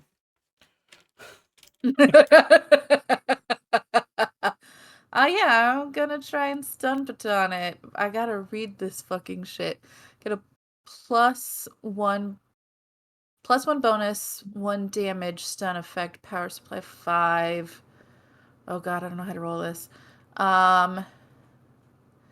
Anyone hit by a stun baton takes 1 or more points of damage. That's for people. How do I fucking do this? I'm pretty sure you should be able to just roll. See where it says stun baton, there's a little cube. I'm pretty sure Okay. that should just let you roll what the... Yeah, there you go. That was no damage, right? That's what I'm reading. No, I'm pretty sure that means that you didn't hit with the 0 successes. No, got it that time. You got it that time. You definitely got it that time with 2. I panicked. Yeah, let me roll my panic. I mean, girl fair. Girl fair panic. Yeah, that's fair. Like I think that's probably, apart from Tavin's many panics, I think that's probably the one of the most understandable panics. Yeah. But yeah, as Joshua kind of throws you into the airlock and turns to shut the door, you immediately bring up your stun baton, and your first kind of lunge, you kind of glance off your own helmet. Yep. But the second one, you get right into this creature, and both of you, Joshua or Carrigan, probably more so with the proximity, you almost instinctually try and grab your ears as this deafening screech is let out by this creature. As I would say that you've probably pronged this creature just in that moment as you sort of whip it away up against like a wall or something. But you are still receiving a very big burn in your neck and chest. And Joshua, as you duck out the way of this flying worm that Carrigan has lassoed against a wall, you do still see Carrigan's suit begin to almost melt into her skin. All right. Carrigan, you gotta get your suit off. We'll start tearing the suit off. Okay. I'll help her work around it so it's faster. Yeah. Yeah, between the both of you, you're able to get the suit off, but the skin from this area is still sizzling and smoking and melting at this point. And I make a medical aid to stop the acid from burning Carrigan. I'm gonna have a wicked scar. I will allow it. If I don't die. 1 and 1. 1 and 1. Okay. Ooh, Joshua, cool as cucumber on the outside. Inside, no fuck. Yeah. The situation, again, is a tense one, but you're able to... It's almost as if you're having flashbacks from being in the Marines and having to deal with burns from other types of weapons, but you're able to focus yourself back in, and you're able to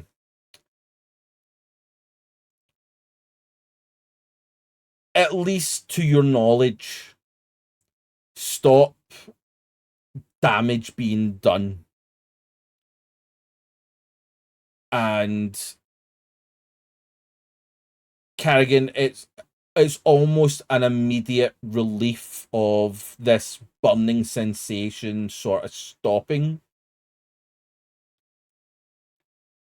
as you are both kind of left kind of just on the floor in a heap in this ship, wondering what the fuck just happened. I'm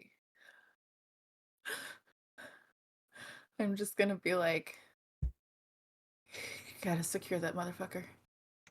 Yep, and that's what I'm gonna do next. As I'm not she's sitting getting there up. on the floor, I'm just I am laying on going to the go floor, move and to I'm just secure like, it. secure, you gotta secure it. You gotta secure it, Joshua. You gotta secure the fucking thing. I will say that after the damage that's been inflicted on this creature, you're able to secure it, but it's easy to see that this no longer poses a threat to either of you. I don't fucking trust it ever again. You are able to secure Tavin.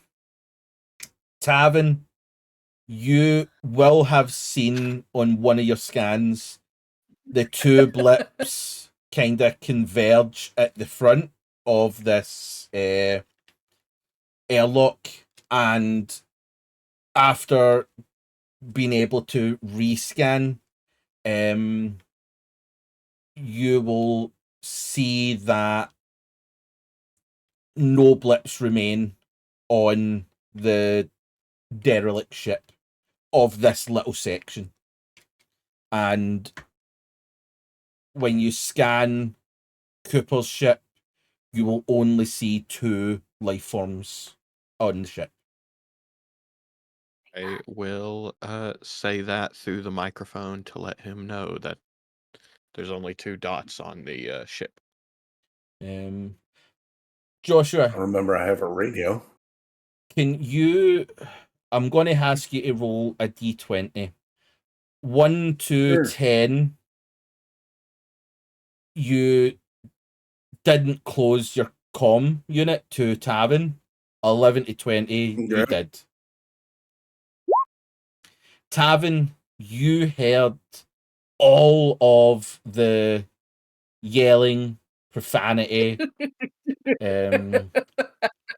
scuffling, dragging, everything of that situation during that whole... Baton screaming. Yeah. The screech, everything. And if it's pumped through the speakers, Andrea would hear it too.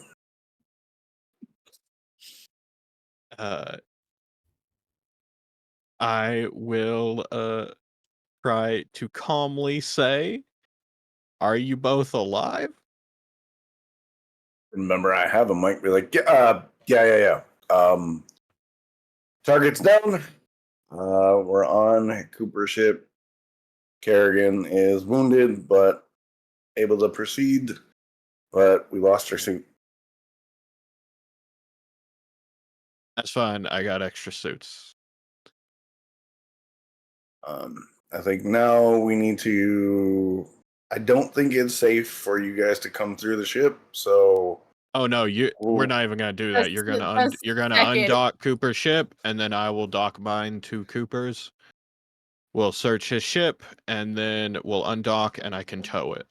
So the second that Joshua says, I don't think it's safe for you to go through the ship, I'm still laying down because I just got fucking acid burned. I'm gonna be like, no, they can't come through. They can't come through. I don't even know if I can go back. Like, I'm not gonna risk everybody. I don't know what's fucking happening. Let's make our way to the cockpit and get the ship undocked.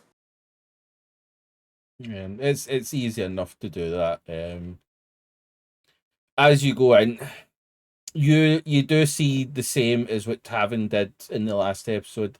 This ship's layout is different in that both the bridge and the main kind of room is all one room. There's a couple of offshoots where there's like bedrooms and stuff like that, but for the most part, everything seems to be in one main kind of room. As you get to the cockpit, give me a piloting roll, and I'll say give me a +2 with it. Yeah.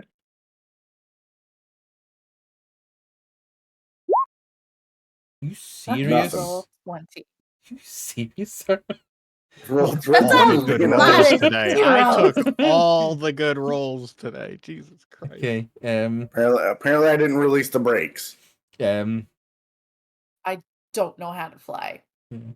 I don't know that we want me to cat at a keyboard a ship. I can take another minute to kind of like look over the controls, I think, and then try again if that's cool. Yeah, you can. The +2 was because as you now look, most of the buttons on this cockpit has a small sticker that tells you what it does. And you are able to find the button that legitimately tells you it's to dock and undock. Okay. So I would say it takes a few minutes just because I gave you it and you still failed. Mhm. That's fair. But Been you a while since I flew. you are able to undock,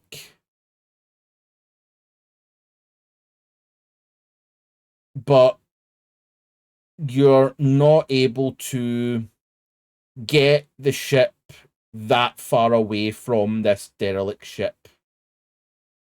And Tavin, because of this, you will have to maneuver yourself closer and get in between the derelict ship and Cooper's ship in order to dock with it. And I, instead of doing that, tow the ship further away from the derelict ship. Okay. Give me a piloting.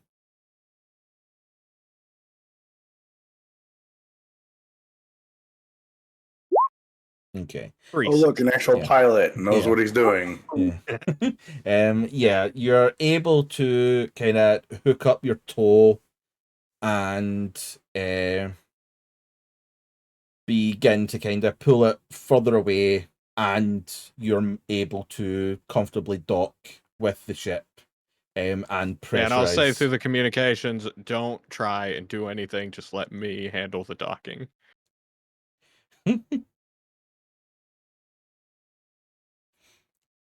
Yeah, you're able to dock, and the door locks are unlocked to be able to go between the two ships.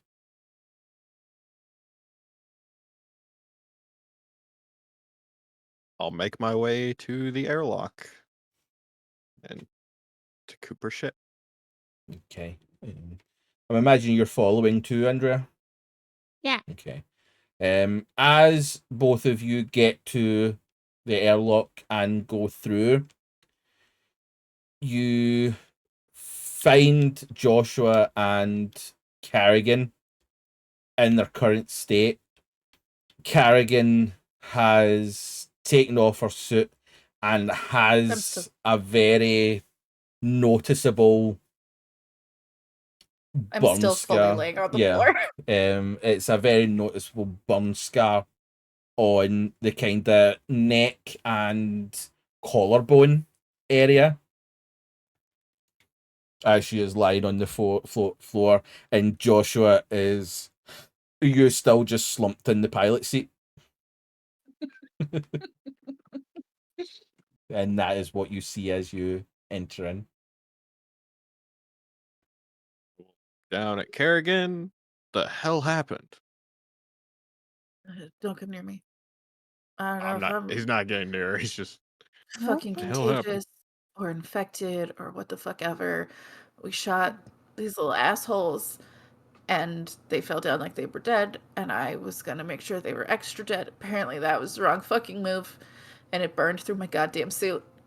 It just burnt through it like his fucking butter. Look, come on, let's get you somewhere safe. No, don't touch me. I don't.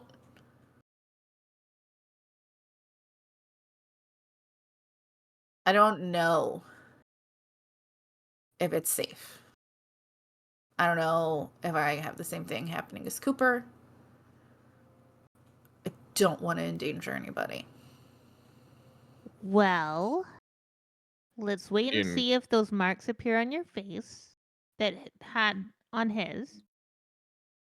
And if you're fine after a little bit, let's get you on the ship and get you cleaned up. Sound good? Or you could just go into cryosleep, and when we get to a medical facility, Kerrigan, I think you're fine. I'm not. I think with how quickly we reacted, whatever it was, that it might. I don't think it had time to. You weren't wrapped up in it. It wasn't. It latched onto your suit. It wasn't inside it. And I'll just be like, wasn't inside it?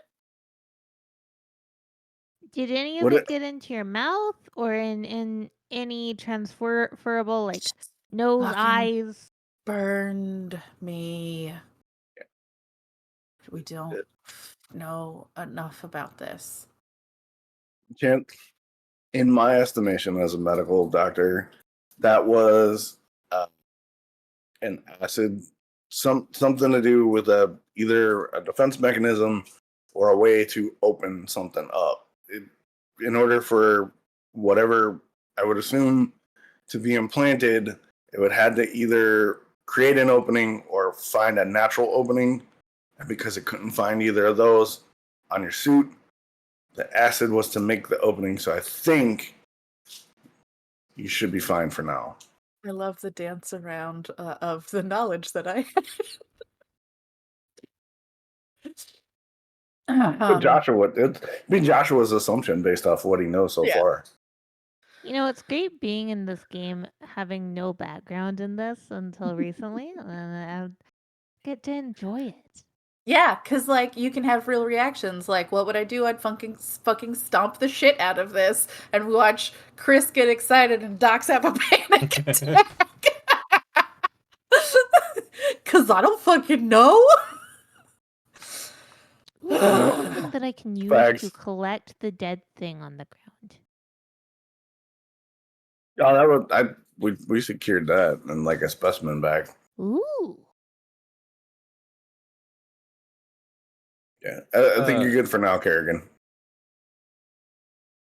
Has anyone told me that you did the life scan and then it was just the two of us? I just said that to Joshua. Yeah, Just said it. in the midst of the Only chaos. two. Only two, Joshua. Okay.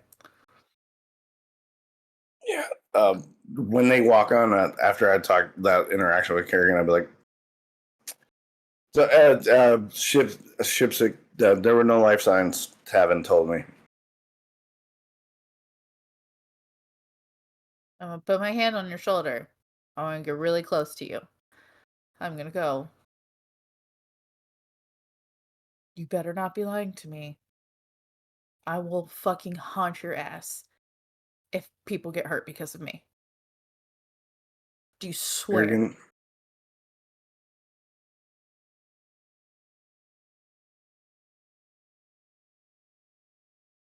you can trust me. You're good. From what we saw in the cryo tubes and the fact that the bodies were incubators, something's got to get inside you first. You're good. I'm gonna go to the showers and just sit in the fucking shower until the water is frigid.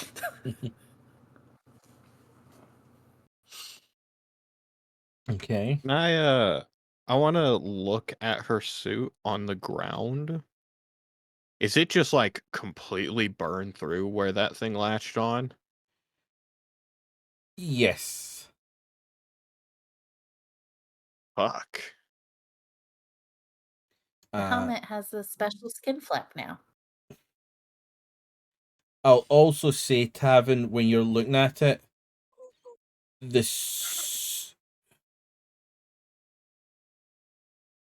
Here's the thing.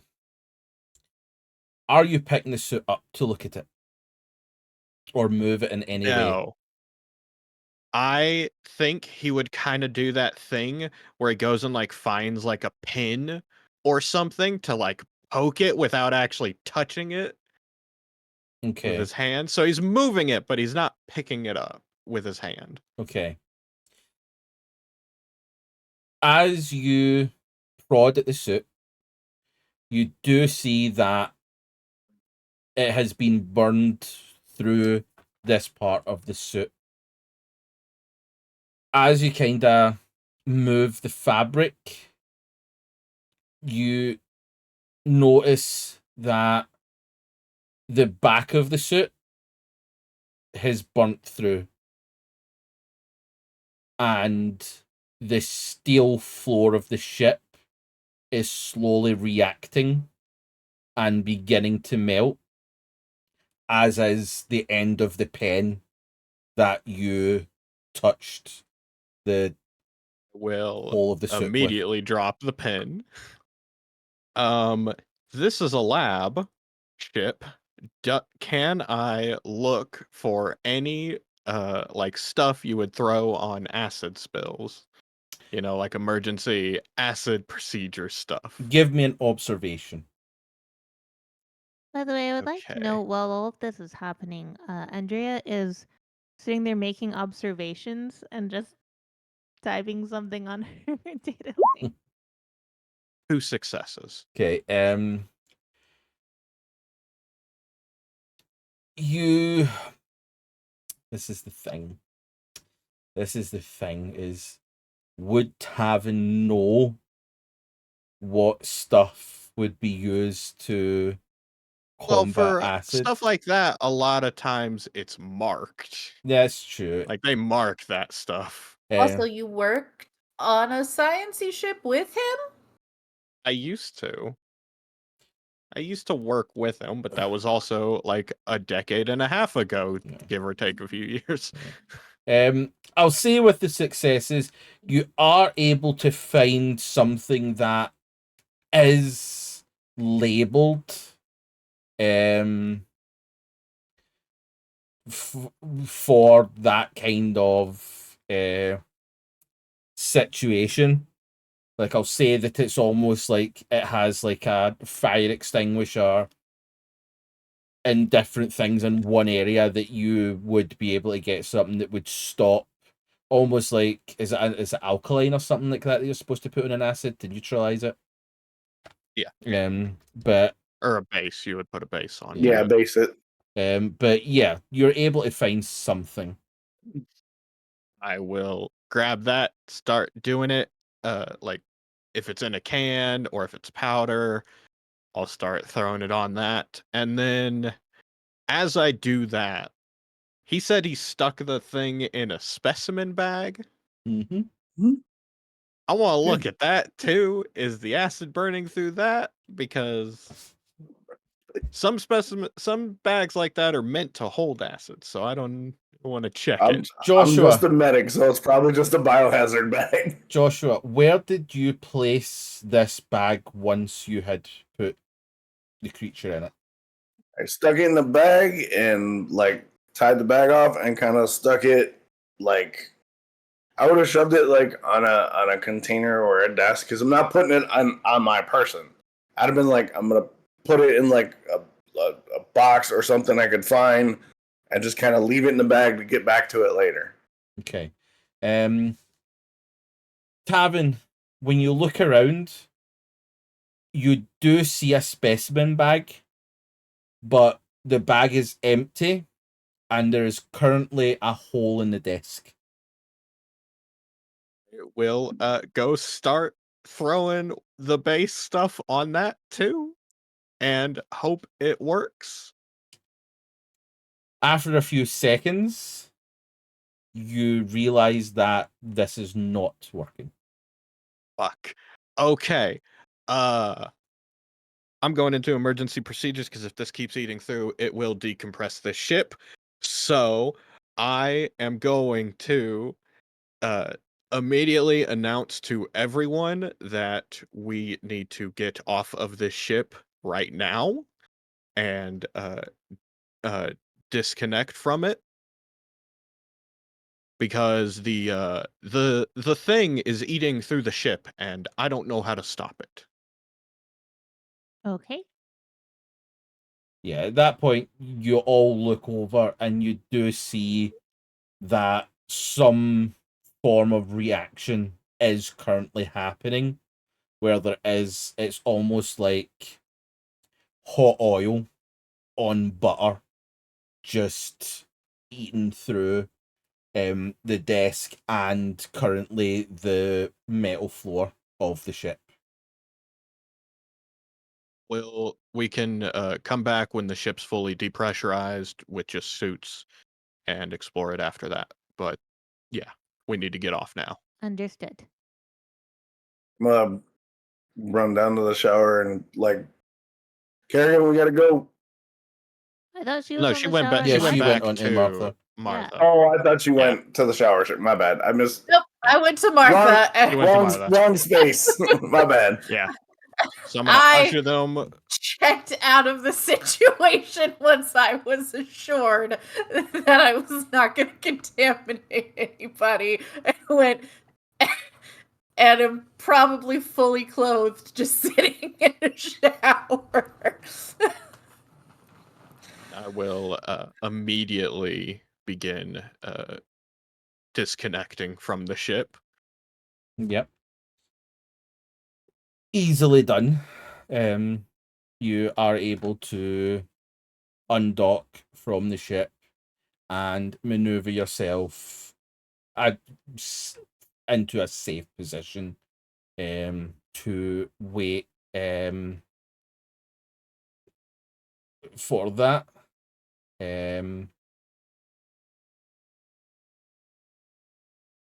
After probably about 15-20 minutes, consistently scanning the ship, you do see the ship shudder and then sort of be pushed away from you as not necessarily an explosion, but this stream of air and debris is just flushed out the bottom of the ship, and it sort of thrusts it away from you, kind of. And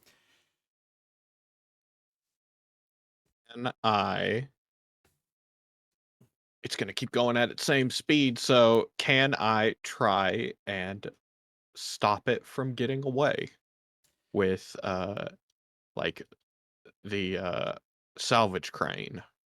Yeah, I would say that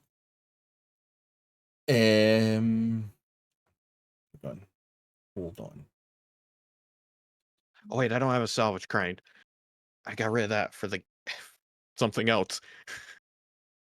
How fast is it going? It's not going that fast, but it's not going slow. Like, it's not just drifting. Like, this was an entire ship being depressurized from a small hole, so it's moving. I'm gonna try I'm gonna try something fancy. I'm gonna try and get in front of it and match its speed and basically let it hit my ship as I slowly slow down. Okay. If you're willing to put Martha to that, then on you go. I will say,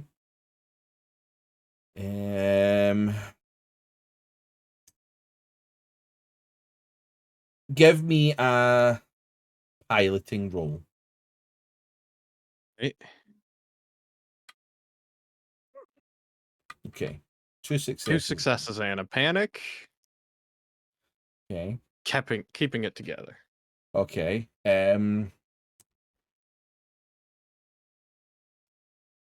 As you kind of match the speed and get in front of it, you are able to connect with it with a loud and very noticeable shudder. And you are able to slow the ship down and stop it. But Martha has some paint damage now. It's a drop in the bucket for Martha's life. I will. If anyone in the I The bridge. can never remember what it's called. Bridge? Bridge with me. Yeah. I didn't go will. anywhere. I will say the ship's done moving. We can probably go inside, but you'll need the suit because it has 0 pressure. I can link the I can dock with it still, and we'll just have to do it as if it's 0 pressure. Understood. I will begin maneuvering my ship to dock with Cooper's ship again. I'll go get my suit on. Okay. Yeah, no, it's easy enough to do that. You're able to dock again and depressurize your airlock to match that of Cooper's ship, and you are able to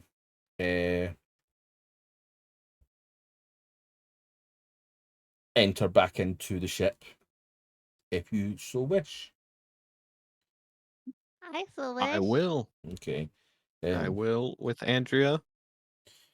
Are you re-entering the ship, Joshua, or have you had enough of this ship? I'm not good at like the intel stuff, so I'm gonna stay on the ship and just kind of like keep an eye on Carrigan. Okay. Nope, that's no problem. Tavin and Andrea, you both enter into the ship, and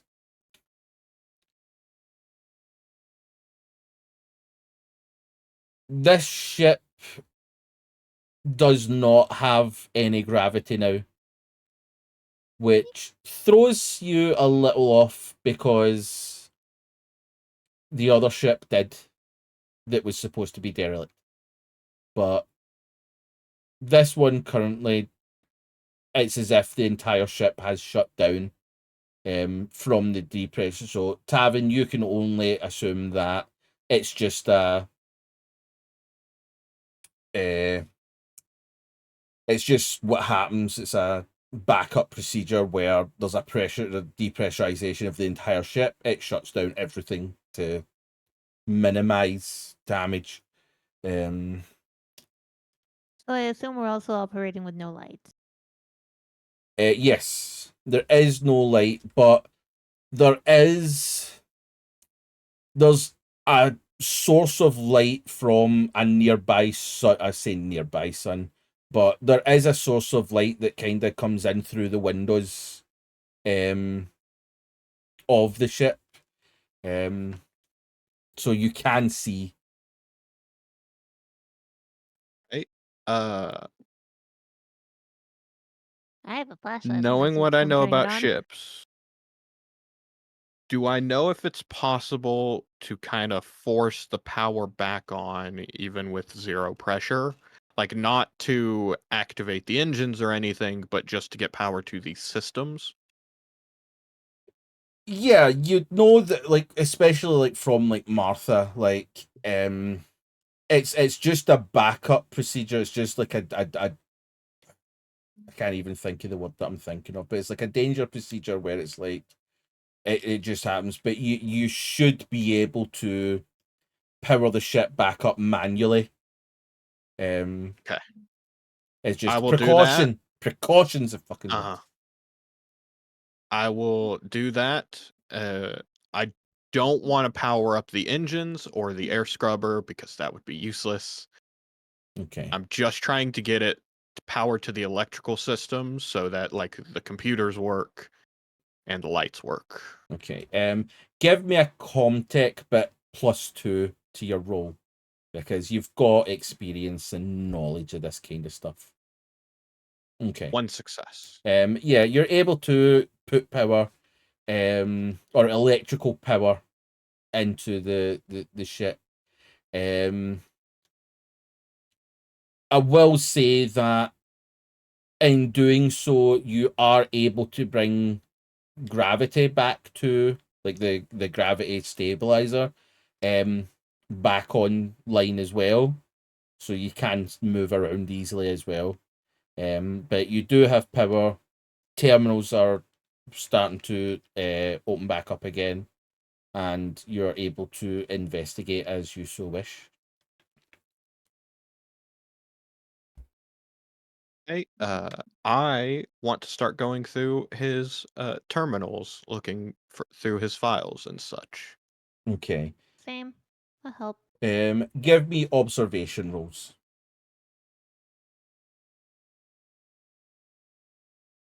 Push. Okay. I push. Not gonna push. Okay. I get 3. Tavin, you're able to access the terminals anyway.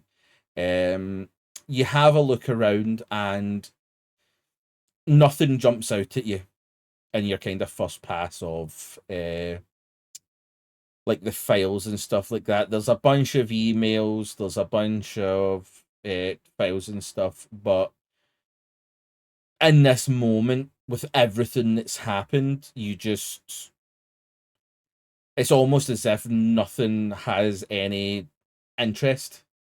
It's just files. It's just stuff that's on this terminal.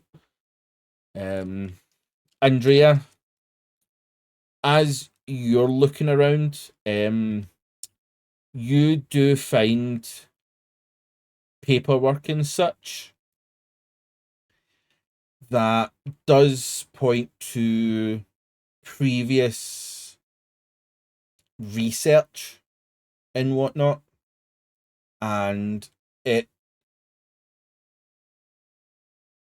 talks a lot of it talks about this agent or this chemical that you've been dealing with, and his notes are kind of like your typical scientific notes where it's like react to increased cold temperatures. There's some information on it, on the origins of it, or the original research on it, of it having effect on people, and the side effects of being in contact with people, and the outcome of being in contact with people. Mostly not good. You do see some pieces on how it can be used as a bioweapon, and you also find a few files on Sevastopol Station, and that the USCMC had a lot of interest in Sevastopol Station, which does, because your information is that Sevastopol Station is owned by Seegson. Mhm. So why USCMC would have an interest is off. But it also talks about, or you find almost like a diary of Cooper's, and the last entry is talking about how they had gone to the location of Sevastopol and could no longer find the station. The station was no longer in its location. That he had spoken to people that mentioned an incident that caused the station to be relocated. Other people believe that the station was destroyed. Others say that military had something to do with it. But his belief is the fact that the station is no longer there. It must be some big conspiracy or cover up, because it's impossible to remove a station of Sevastopol's size without people noticing. But that's really all you can find going through the files and stuff in the desk and that are here. Okay, can I move said files onto some sort of data storage device? Yeah, you're Or- able to do that. Okay, No problem. awesome. Was also gonna say, I want to just start copying basically everything without really reading it, just every single like electronic file that I can. Yep, no, that's no problem. Yeah, you're both able to kind of download everything that you need to download. No problem at all.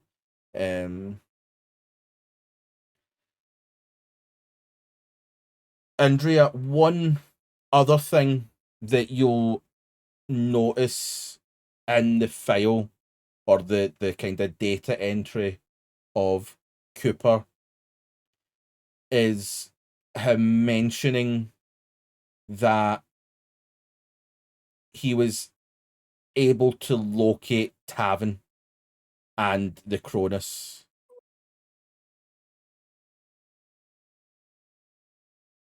Hey, Tavin, Yeah. did you send your coordinates at any time to Cooper? No, I messaged him when we were outside of Arceon. Okay. He has detailed here that he figured out where you were. Would you like this information? I would. Can I look, if she's just looking at a terminal, can I look over her shoulder? Does it say how? She'll move away. She'll let you It get in there. it doesn't say how. It just says that he was able to. Okay.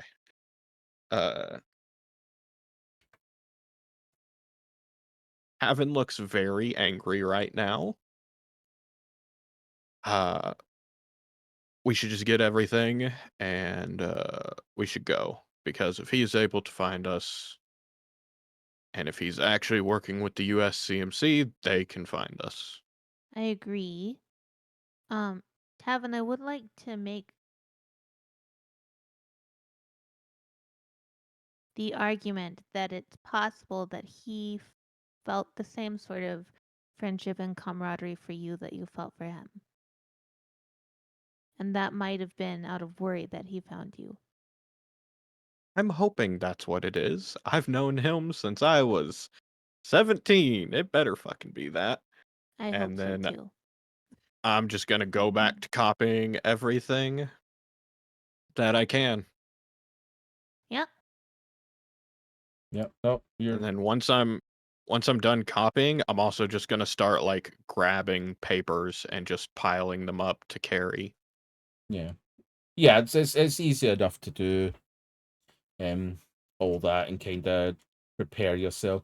I will say that a lot of paperwork and stuff like that was ejected out of the ship. So it, for the most part, there is some things in like desks and cabinets and stuff that you're able to kind of grab, but for the most part, it's just the files on the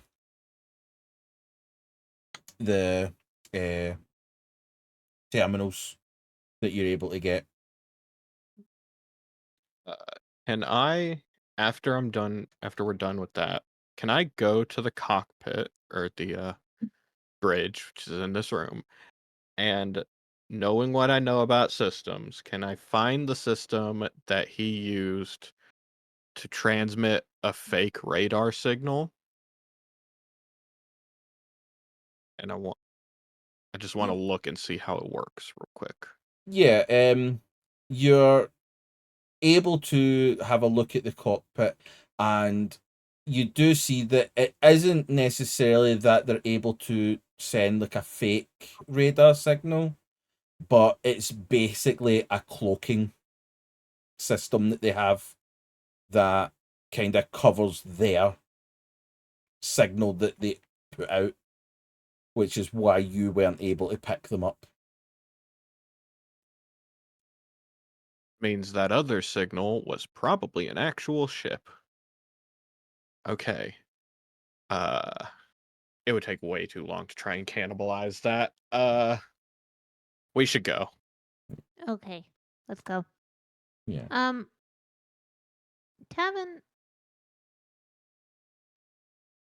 I feel like we should probably try to return to Alba. That's what I was thinking. Yes. Okay. That's the closest place. We know they have really expensive medical Yes. medical equipment. But also concerning Sevastopol, we don't know where it is right now. What do you mean? In Cooper's files, it says he went to its expected location and it was not there. So either it has fallen out of orbit or it no longer exists. Like the whole station is gone? It's at least not in its expected orbit path.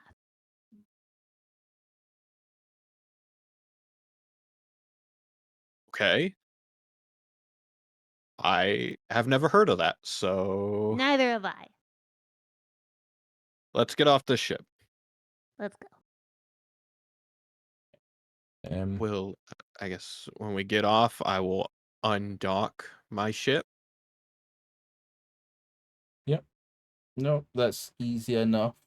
You undock from Cooper's ship and slowly begin to drift in a direction, but Eh. we, yeah.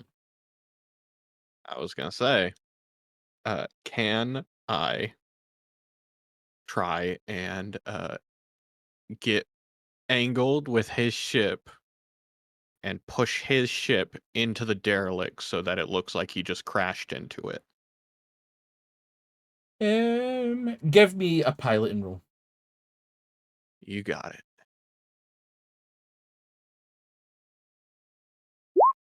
Okay. 2 successes. Yes, you are able to maneuver Martha. Again, some paint damage, but you are able to nudge Cooper's ship into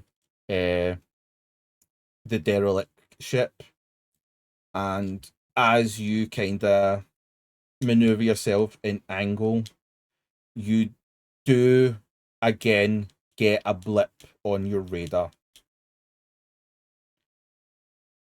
of another object about 30 minutes from your location. And that's where Hey. we're going to end Yeah. today's episode. Damn it, Chris! Before we go, Nice. the Society live stream, thank you very much for the raid. That is very much We appreciated. got raided? We got You're raided. welcome. We got raided right in that moment. When you guys like decided to get on the ship is pretty much when we got raided. Yeah. Yeah. Awesome. But I appreciate that raid. Yeah, thank you for coming in. We are Ready Play Go, where we are currently going through our Alien RPG story. It has been quite a wild story. It's been fun. So much fun. It's Thank you for Fun, yeah. clenching, terrifying. Yeah. There has been some scary moments. I wouldn't say it kind of takes all of it. I would have It was a lot accepted of this fun. death, but I greatly appreciate you. Don't worry, Carrigan. I got you. Joshua's got you, girl. You good? But yes, thank you everybody for coming in, and for those that joined in on the raid. It's very much appreciated. We do have our week off next week, so there won't be an episode on the 19th, but we will be back. I'm just going to check on the 26th of May for episode 12. We do 3 weeks on, 1 week off, so we will be back the 26th of May for episode 12, where we will see what you guys are faced with once again. But yes, thank you everybody for joining us, and we hope you're having a wonderful wonderful time on this journey as we are, and we shall see you at the next one. So have a wonderful Sunday and rest of your week, and goodbye. What do you do? Bye.